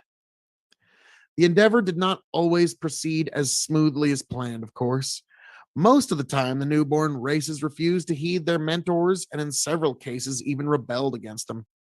Needless to say, this crime was always punished with a swift extinction. Furthermore, even the terrestrials grew corrupted. Instead of offering guidance, terrestrials on many planets simply played God, weaving contrived religions around themselves to shamelessly exploit their subjects. It was not ethical or even productive, but this method seemed to guarantee more stability than actually trying to bring up the new races. This way or another, organic sentience reclaimed its dominance in the galaxy. The new empire, managed by terrestrials, populated by a myriad descendants of the subjects, and overseen ultimately by the omniscient astromorphs, achieved greater progress and a longer lasting calm in the galaxy than all of its predecessors combined. The new machines. Long after their fall from grace, the machines still clung on to existence. During the initial aftermath of the war, the astromorphs had planned to exterminate every last one of them, only to discover that the machines were simply too useful to destroy. For millions of years, they had perfected the interface between mind and machine to such an extent that they could live and operate in the most inhospitable conditions. Such beings, deprived of their galaxy straddling power, would make invaluable contributions to research and exploration of the new empire. There was a sense of poetic justice in all this.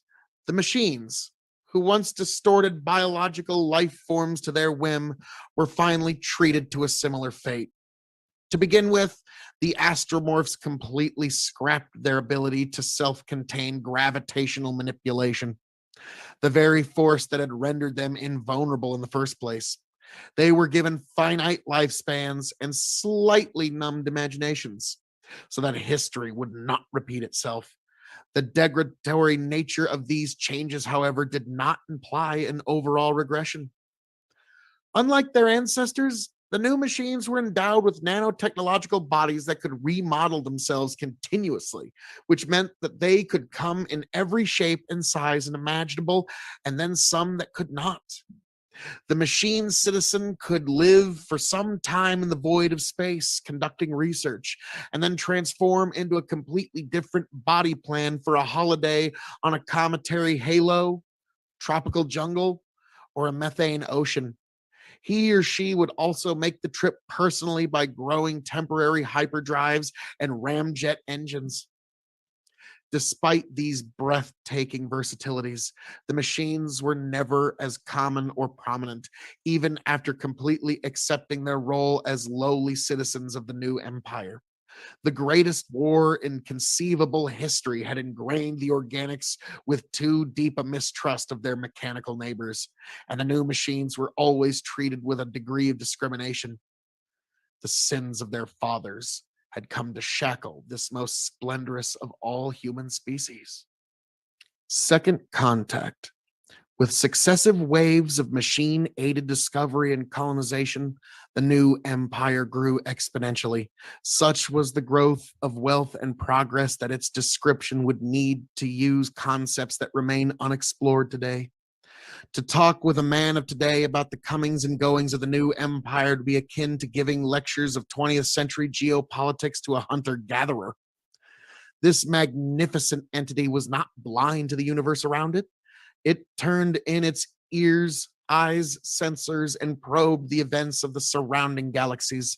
The new galactics suspected that the surrounding nebula might have their indigenous folk, and it was wise to contact them before a misunderstanding or conflict could occur. On a darker side, these observations also served as lookouts for potential invaders. Even then, the memory of the Q was not forgotten. The discovery was eventually made.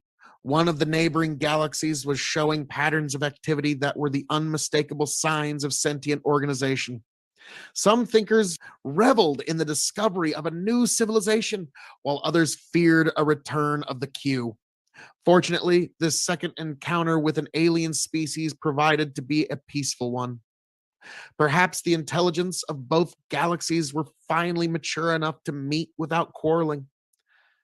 The other galaxy was dominated by connected unions of different beings, presided over by varying kinds of amphicephali, bizarre creatures that resembled giant snakes with heads on both ends, one of which bore a secondary retractable body that they would use to interact with the world. Apparently, they had undergone alternating series of regressions, evolutionary radiations, and self-imposed genetic makeovers, just as humanity had. With all of their wild differences, the amphicephali were welcome. They were the first, but surely not the last. Earth rediscovered. The purpose of this work is not to describe the limitless progress that followed the cross galactic contact.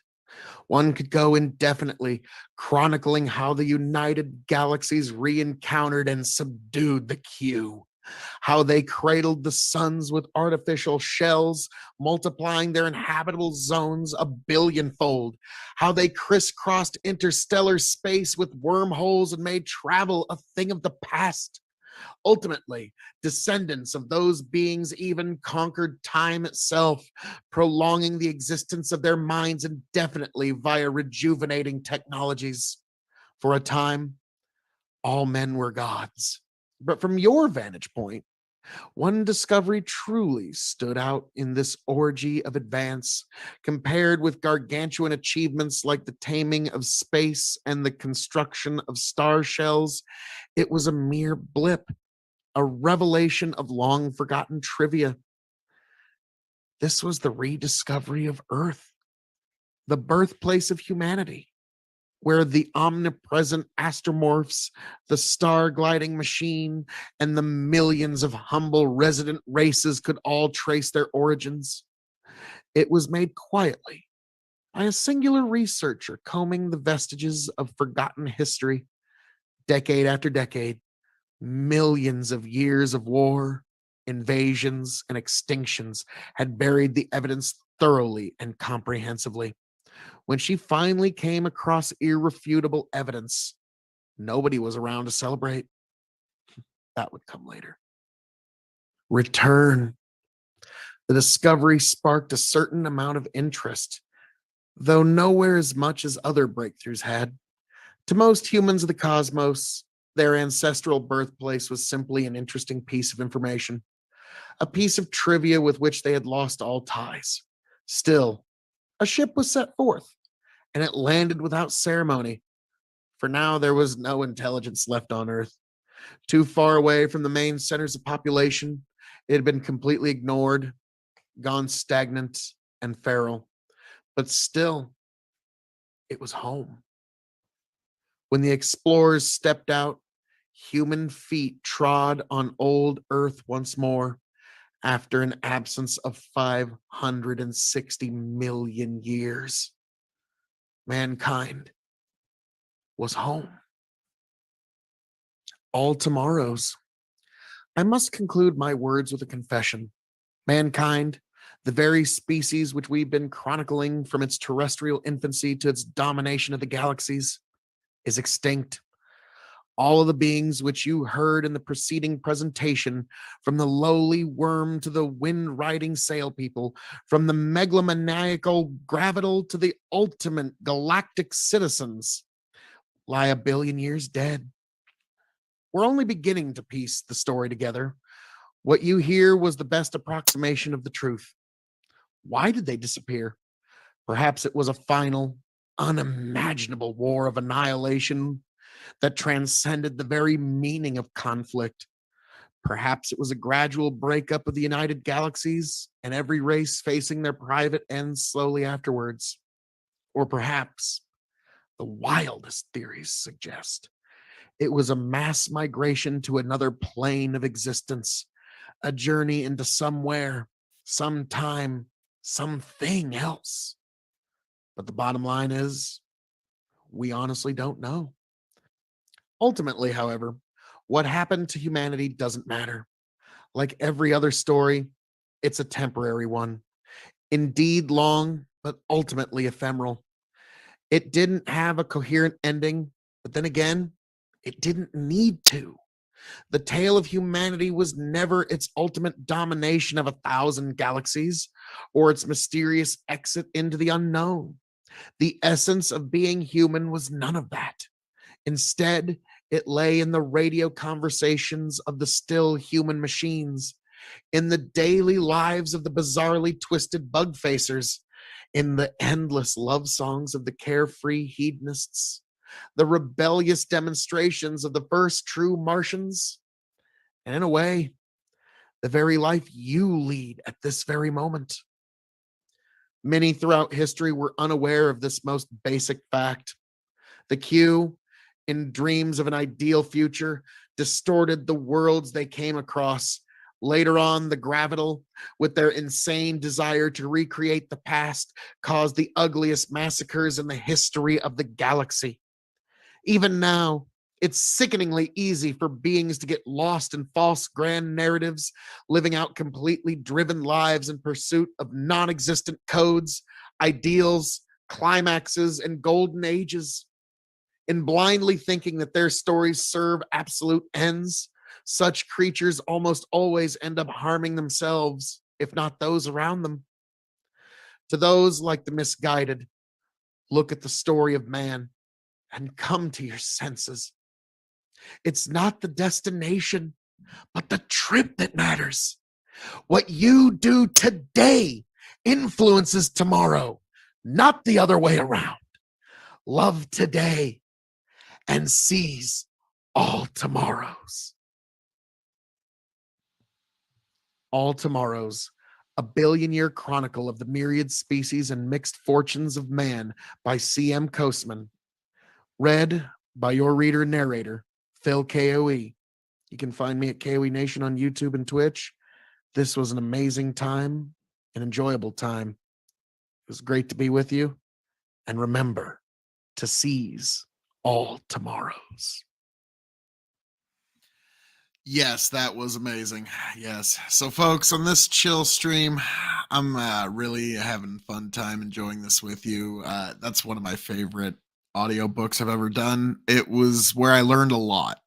There's a couple of times the mic peaked where, so if I ever do like the master edition, I might kind of work on that. But, folks, since you're here, we're going to do something kind of fun.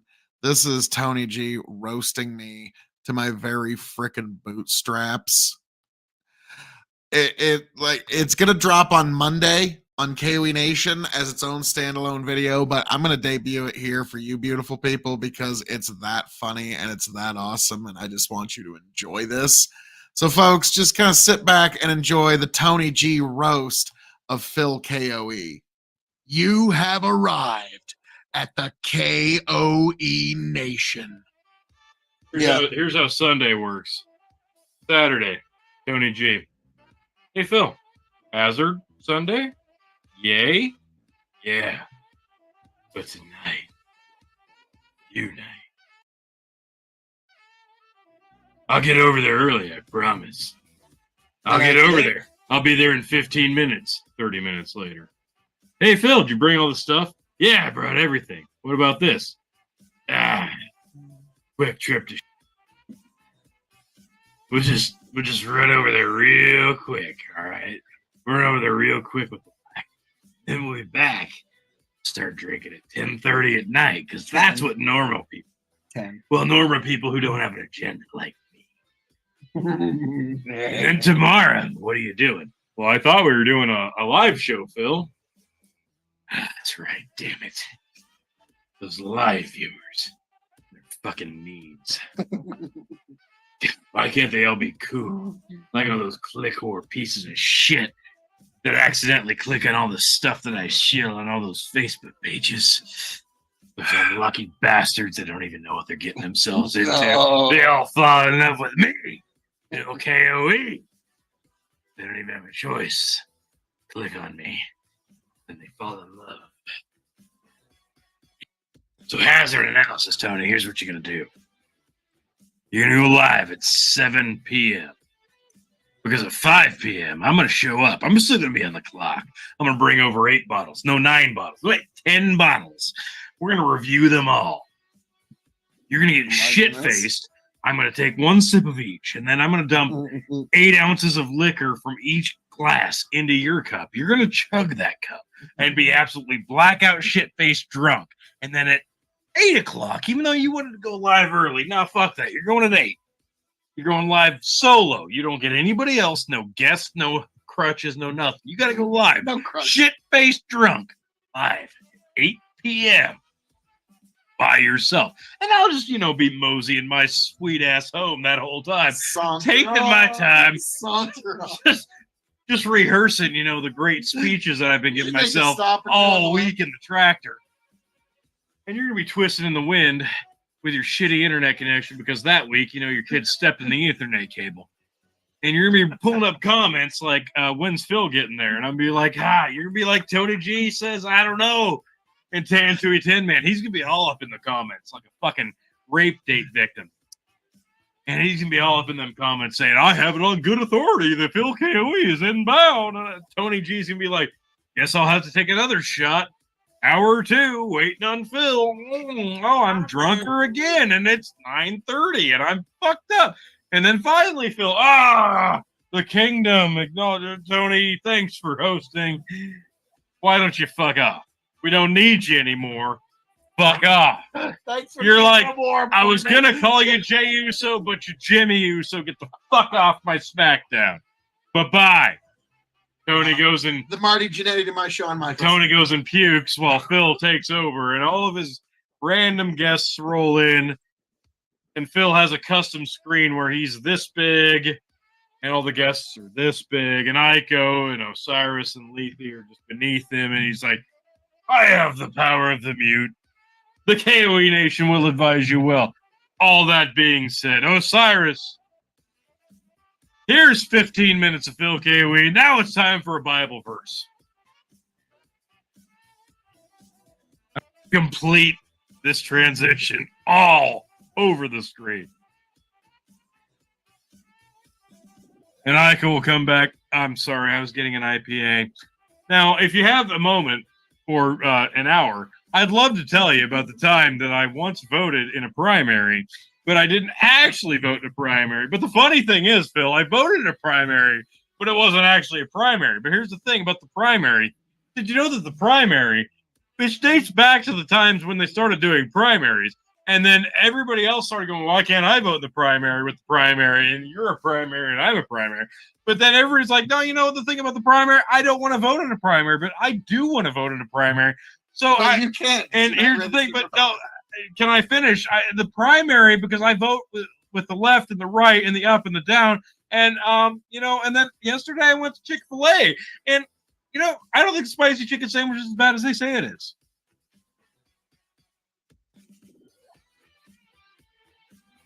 Welcome, one and all, to the K.O.E. Nation, folks, for a very...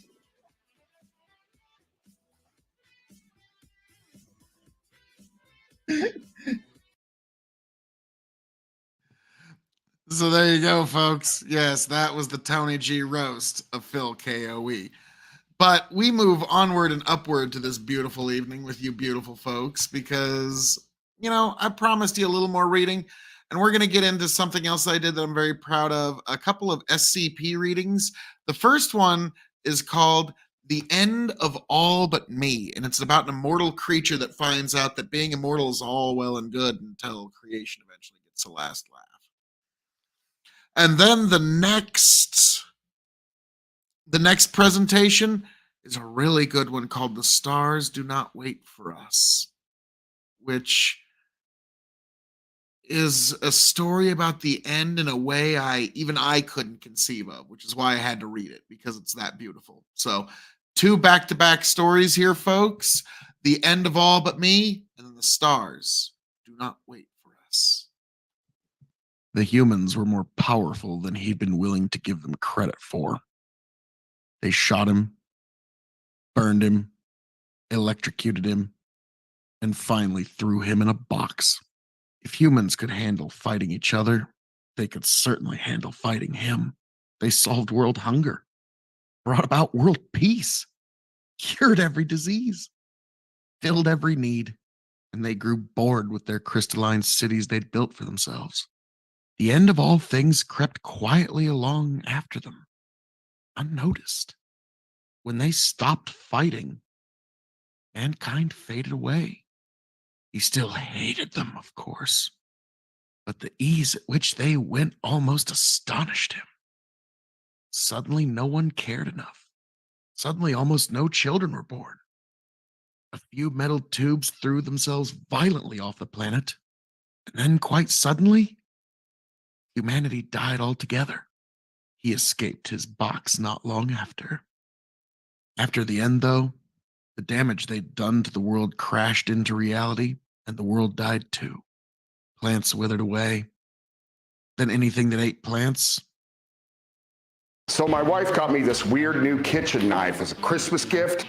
God, I love her. At first, I thought it looked like a Viking sword because it looks so massive compared to my other kitchen knives. I didn't understand how it would change my cooking experience, but I figured I've already wasted thousands of dollars on dollar store knives. Might as well give it a try. But after And then everything else. In a few thousand years, the carrion eaters died off. You two bats. He was truly alone. At first, it was a welcome change. Then he learned the hard way that eternity was only really worth it when things changed. Without any other life around, nothing really changed on a day-to-day scale. He'd wake up, look out over the dead earth, oceans, or a nearly unchanging sky, then go back to sleep. For endless eons, he waited. He charted the stars by drawing in the dead earth and felt a pang of joy every time one of them died. They were always being replaced. Over and over, he'd see one die, another be born. Then again, humans had done the same thing for a long time. The sun had gotten larger and larger in the sky over time. It ballooned to fill the entire daytime sky. The oceans turned to deserts, and the deserts turned to molten glass. The whole surface of the earth glowed a deep orange. He suffered through the worst of it for a few million years, perched on one of the few rocks sturdy enough to stand up to the heat. He screamed when he could, but no one was around to hear him. Then the sun shrank into a tiny white point in the sky, larger than the brightest stars, but only just. The dead earth slowly cooled, though there was no more atmosphere left to breathe. He was alone with his thoughts, and again, he began to chart the stars. At first, it continued on as before. The charts began to cover more and more of the earth. With nothing but time, he drew his constellations and calculations. Once, the stars were replaced as quickly as they died. Now maybe 2 died before another was born. Later still 3. Then 4. The number kept climbing until there was only a few dozen stars left in the sky. The only record that the sky had once been filled with light was etched on continent-spanning star charts across the surface of the dead earth. He realized, of course, his fate was inevitable. Even after all the stars had gone, he would still be here. He would be the only thing left in an infinite darkness that would continue for eternity. He rested his head on the rock and gazed at a star, wondering for how much longer it would burn before fizzling out. Then one day, a trillion years after the last star had blinked out, SCP-682 squinted at the night sky. A new star had formed. This one was brighter than anything he had ever seen before. It moved strangely and quickly. Eventually, it darkened and disappeared. A few years on, another shooting star joined it and darkened again. Then another. For millennia, a colony grew above him, larger and larger still, until it hung over him like a tantalizing treat, just out of reach. Then they began to land on his world. He felt the rage return. His world. His home. But they deliberately avoided his drawings, chose the few blank spaces between the constellations and calculations to dig out the earth. Then they placed boxes gingerly into the ground, covered them, and drew new markings. In a few months, they returned, this time with another box. He approached their landing party this time, staying as hidden as he could. He looked. They were humans. He listened to the ground for the vibrations of their speech, but the language was nothing he'd ever heard before. Over and over, year after year, they came, And year after year, he would go and listen. Eventually, he understood their language. Today, he'd woken up to another shooting star, again coming to his home. He made his way to the landing site and waited. The men and women followed the same pattern as always.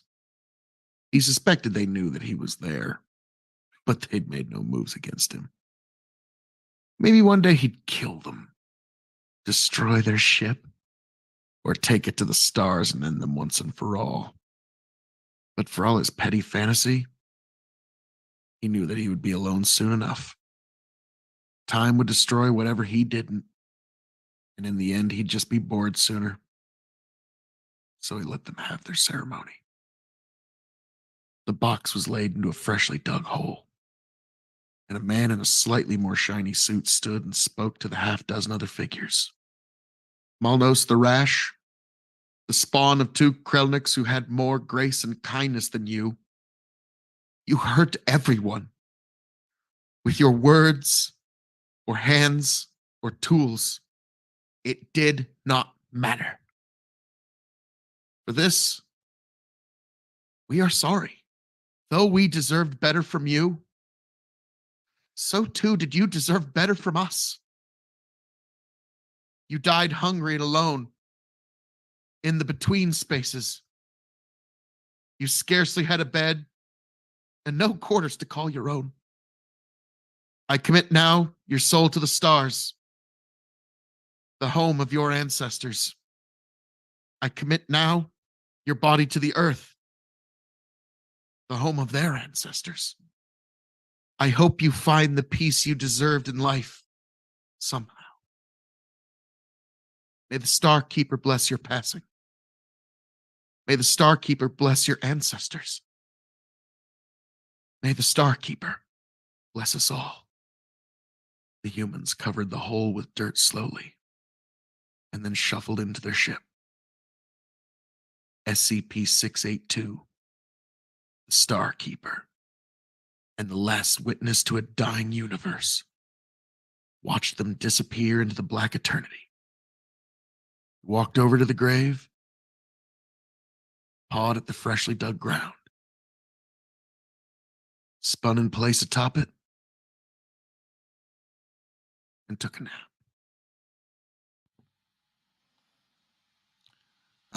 Beautiful, beautiful story there, folks.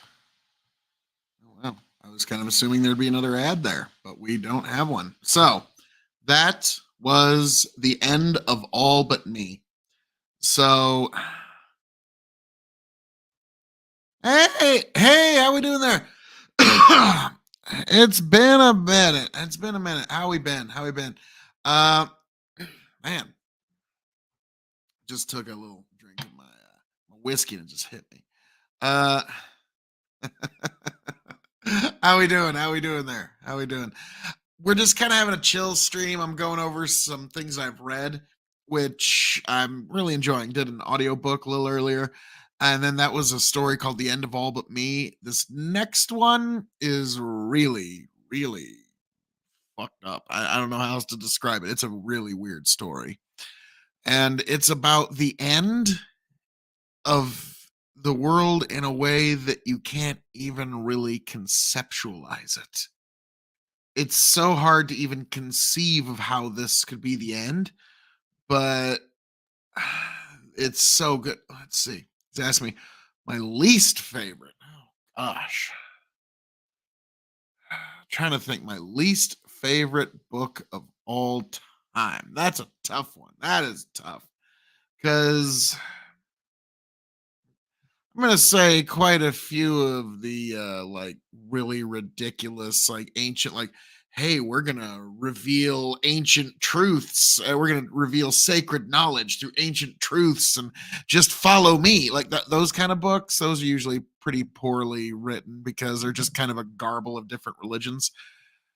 My least favorite book, I'd probably say the Satanic Bible by Anton Sanzer LaVey. It's just basic garbage. A friend of mine in college had it at his house, and so I thumbed through it for a little bit, and it was pretty much fuck you, mom, fuck you, dad garbage. So if you put me on the spot there, what's my least favorite book? It would be anything by Anton Sanderlevay. There you go. That's my least favorite book.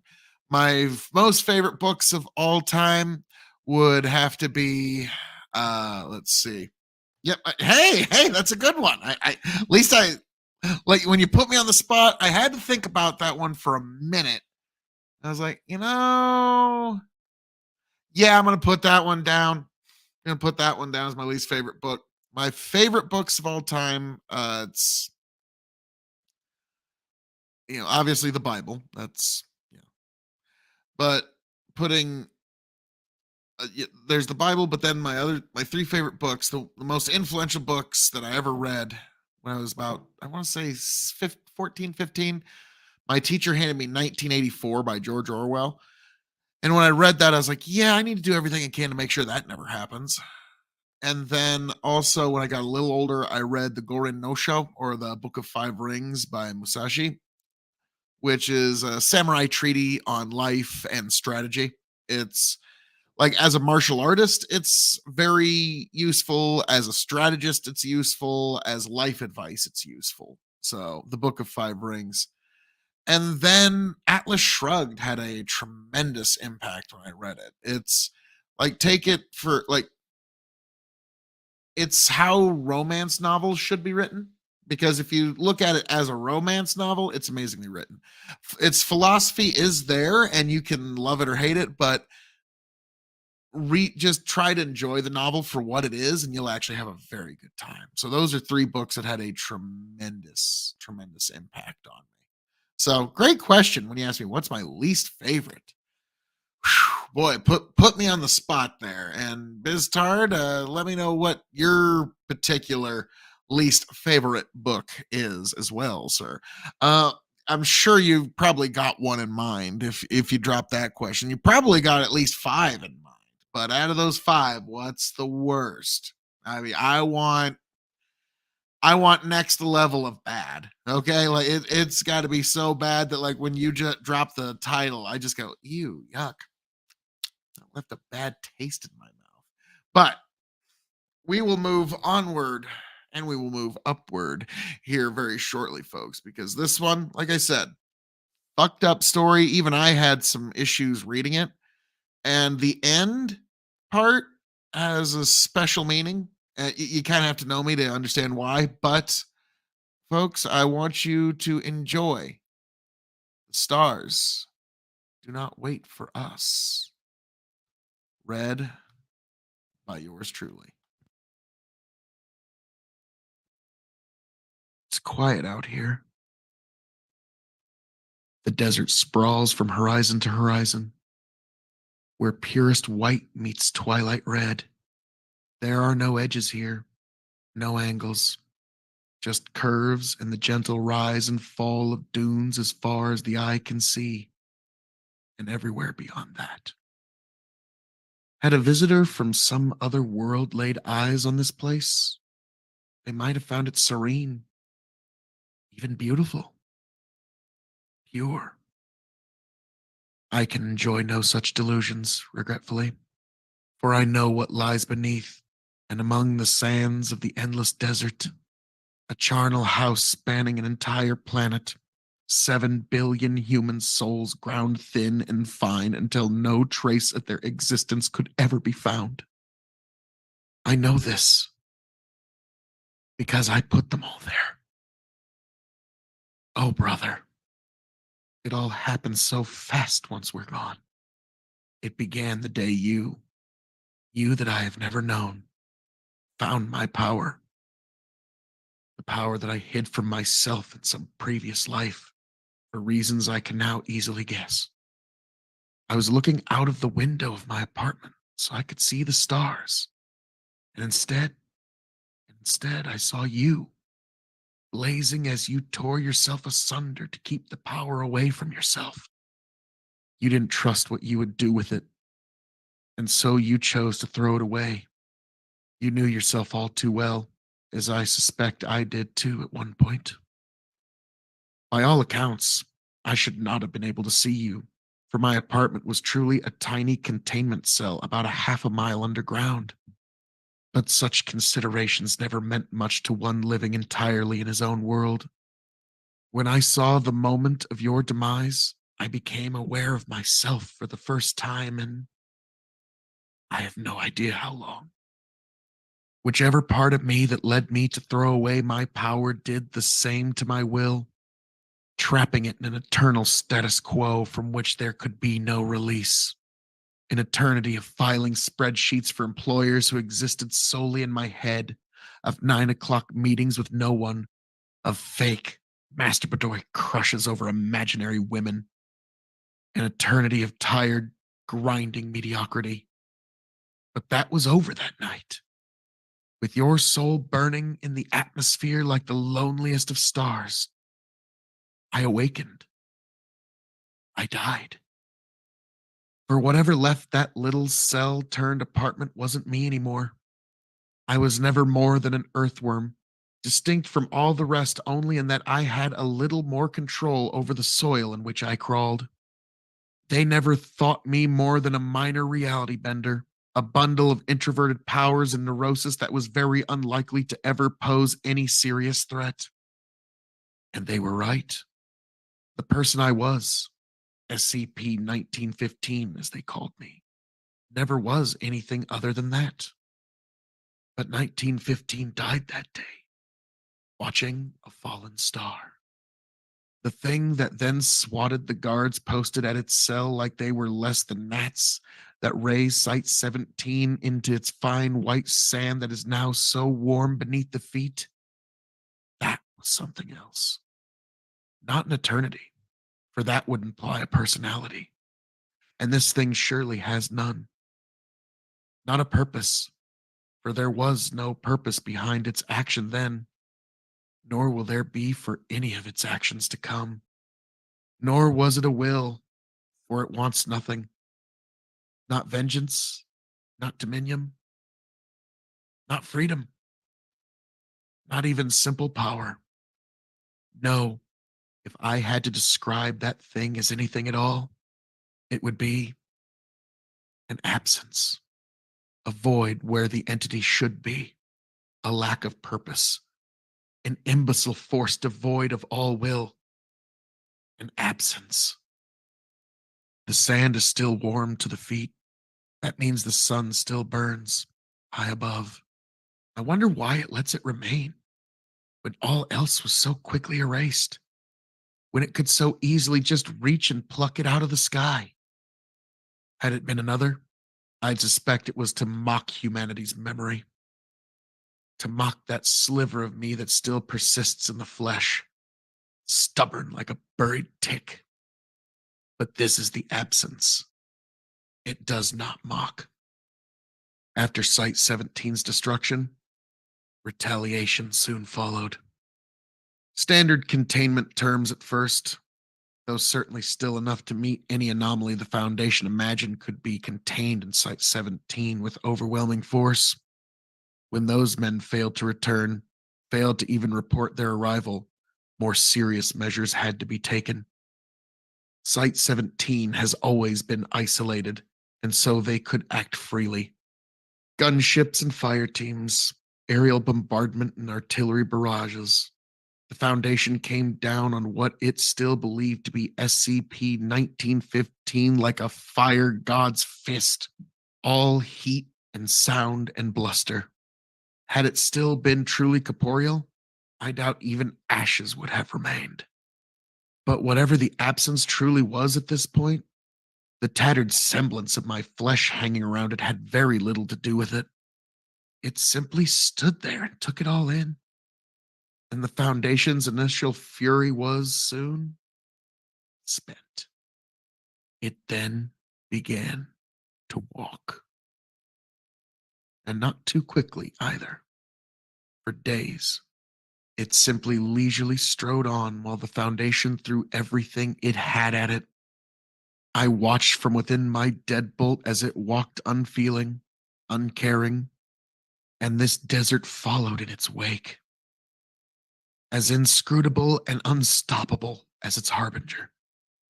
We are not quite alone here. Some stubborn immortals persist, wretched creatures. A continent away, an ancient man still walks, tormented by 3 mocking voices. He believed that once he was the only one left, he would be allowed to rest. He was wrong. Beneath the ground is a soul, suffocating as the earth slowly grinds its sanity to mulch. From its prison of gold and rubies, there would be no release. Elsewhere lies a once smiling god as the sands cover his prone figure. He does not resist. He had once promised the world his love, promised humanity the stars. Sand pours through his fingers as he tries to gather his flame together. His people. But it is dying, and they are dead. Extinguished. When someone walks, they are bound to reach somewhere eventually, despite everyone's best efforts. And so the absence arrived at its first city, the sand at its heels like an obedient lapdog. Oh, there had been villages and towns before that, but the absence didn't seem to care enough to bother with them. It simply walked by, leaving them to the whims of the sands, which were only ever singular in their intent. But through the streets of the city, it strode, as mobile task forces fought and fell to buy the civilian population just a few more minutes to evacuate. By this point, hiding what was truly going on became impossible, of course, as street after street sank beneath that gentle crawling tide. The Foundation had, of course, attempted to evacuate the city once it realized there would be no stopping the absence. But if I've ever learned anything in my eons as a corporate peon, is that organizing an operation of that magnitude is something that takes a lot more time than the Foundation had. It's a wonder they managed to save as many as they did. As for the rest, it had waited until night fell. I imagine it was an eerie sight, that lone figure standing beneath the frozen light of other worlds in that empty intersection between financial and residential districts, where train tracks used to be before the old steam locomotives went out of service and were never replaced by newer ones. Yes, it waited until it could see the stars. Then it burned, without heat, without light, without life. It burned a hole through the city, and there was nothing to fill it. Reality cannot suffer a vacuum, they always said, but the absence had shown how little it cared for reality. So it was gone, just like that. How does one explain something like that? How do you describe what isn't there? Where one moment was a city of 500,000, the next it wasn't. To a place it was, even the sands wouldn't come. It was just a scar. It was nothing. It was then, I believe, that the Foundation realized it could not stand alone.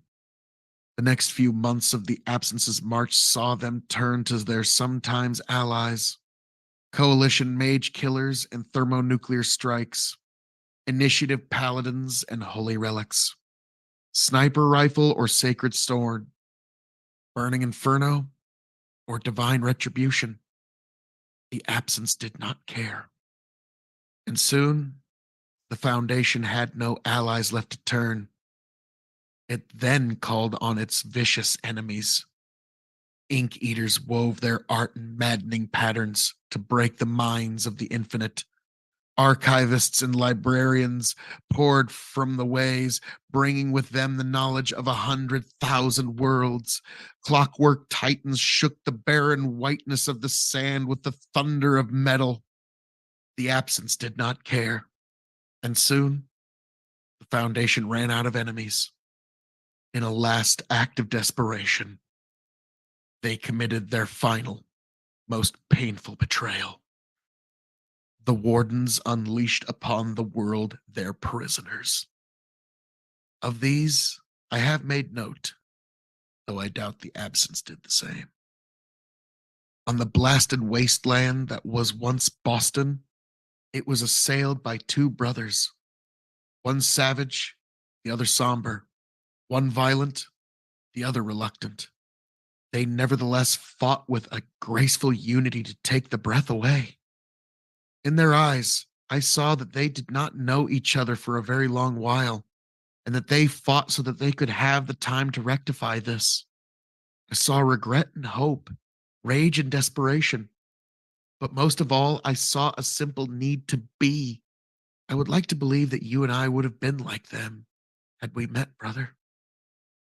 They fought with the fury of 1,000 years of solitude. It did not suffice. In a wounded valley that had once been part of the Black Sea, we came across a self-proclaimed god. There was nothing but confidence in his eyes as he threw reality itself into disarray, bent and twisted its most fundamental laws to bring upon the absence untold destruction. The earth froze and boiled and heaved. The air screamed with a blighted glee, and the god he strode draped in a cloak of lightning, as if time itself had clawed at the absence with talons of utter unbeing, until the god came to meet the absence's lack of gaze, until his eyes rested on a nothing that lasted forever, until he did not suffice. Before the walls of Acre, as the ancient city was drowned by the desert, two figures approached us. One was four-legged and horned. Its crown was ice, its eyes galaxies. Its whole was power absolute. The second was a man, simple, humble, but possessing a love of being that extended to the edges of the universe. Compassion to pierce the deepest hells that had nothing to do with weakness. Of the two, I could not tell you which was more glorious, which was more terrifying. They met the absence with will alone, and when I felt it fall on us, I thought I would weep.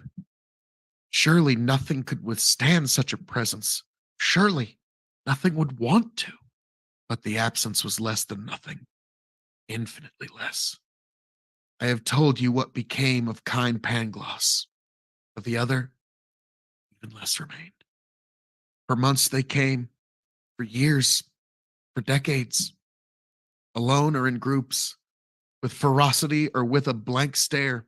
The Foundation's prisoners threw themselves at the absence. I could not hope to imagine the reasons behind the actions of every individual anomaly. But if I could guess, I would say that the idea of sharing existence with a thing like the absence galled them to the point of madness. I don't blame them. But by the end, prisons ran empty as the world dried up, as life was drained from it inch by inch, grain by grain, till only one city remained. I don't know by which power I was allowed to send my senses ahead of us, as the absence marched towards that tottering bastion which held in its quivering embrace the very last of humanity. As the sands around us buried the last of the trees that will ever grow in this land, I felt each tiny mote of life in that sad place like the flames of a cheap candle, moments before the typhoon. In these moments, as twilight danced in lurid reds and oranges on ivory, I sensed them all. For you, brother, I witnessed. In a low, narrow room, a woman sat hunched at the foot of her ever narrower bunk and couldn't bring herself to pray. She had lost her mother when she was but a babe, and though she was no longer young, her features still displayed all the violence of that incident. Her mother stood before the eater of children and did not budge. And when they both fell down, she sang still the praise of her Lord. She lost her father in the first days of the war against the absence, as the paladins marched with holy fervor in their eyes. Her father had been a believer, had always been a solid presence in her life, an anchor immovable by anything but regret. He had promised her he would be back. He did not mean to lie, but his God had forsaken him when it counted most, forsaken all of them. And now Naomi knelt at the foot of the ever-narrowing bunk and could not pray. so she cursed instead. Below, in a series of dank cellars which might have at one point stored cheeses, a woman of about 40 tinkered with broken toys. When she was young, she made wonders, such wonders. In every line etched across her prematurely old face, I saw what could have been had it not been for the absence. For me. In the dim light and the soft noise of rotting wood crumbling beneath calloused fingers, I saw the death of potential, the death of all possibility. Though Isabel was stubborn as she always was, she knew that this toy would be her last. Just as well, she thought. After today, there'd be none left to play with it. On the rooftop of the highest building still standing, an elderly man watched the world come to an end. He was once an agent of the Foundation, once one among 100,000, ready, prepared, and collected. His duty was to instruct new agents what was proper for an agent to do, how it was proper for that agent to think. And he had been very good at his job, since generally his recruits survived long enough to thank him. But what was he now, he wondered, as he watched the sands pour over the paltry last line of defense that a few defiant fools erected the day before. His lads and lasses were all long since dead, and all that he knew, all of his years of training and experience, in the end, they amounted to less than nothing. No longer an agent, for there was no longer an agency. No longer a teacher, for the students were gone. No longer a man, since, well, it would not do to repeat that now, would it? No longer anything. And that was the cruelest joke. It no longer mattered if the absence arrived, he thought. They were already within it. A noise behind him. The old man turned to see a small, mousy man in a wrinkled gray suit and a deflated hat that at one point was likely a fedora. He looked at the old man, but said nothing.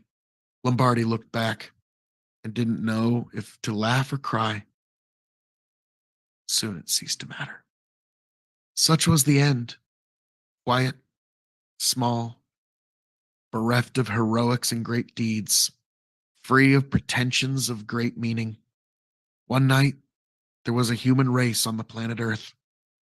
The next, there wasn't. And that was that. The stars do not wait for you, brother. When you took my power, when you burned yourself in the skies above, they looked upon you and felt nothing. The stars did not wait for humanity. For all of the promise it showed, for all of the promise others saw in it. But what of the absence? What of me? I am, by all accounts and possible qualifications, the greatest monster this world has ever saw. Perhaps that any world saw. And yet, brother, I see now that the stars wait for us, for me. Where is the justice in that? Seek it not, for there is none. But the fact remains, brother. The stars do not wait for you, but they wait for me to take them into my embrace. I suspect I shall not be long.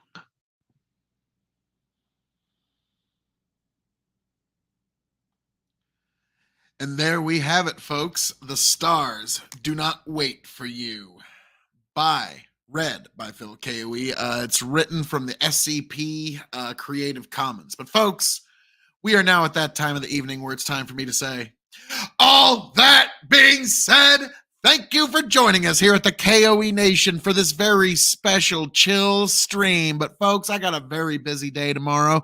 So God bless every last one of you. I hope all of you make it back here to the K.O.E. Nation happy, healthy, much the wiser. Raise a glass to yourselves. God bless. Please like, share, subscribe. Follow me on K.O.E. Nation, YouTube, TikTok, Twitch. God bless you. See y'all at church tomorrow. Travel well.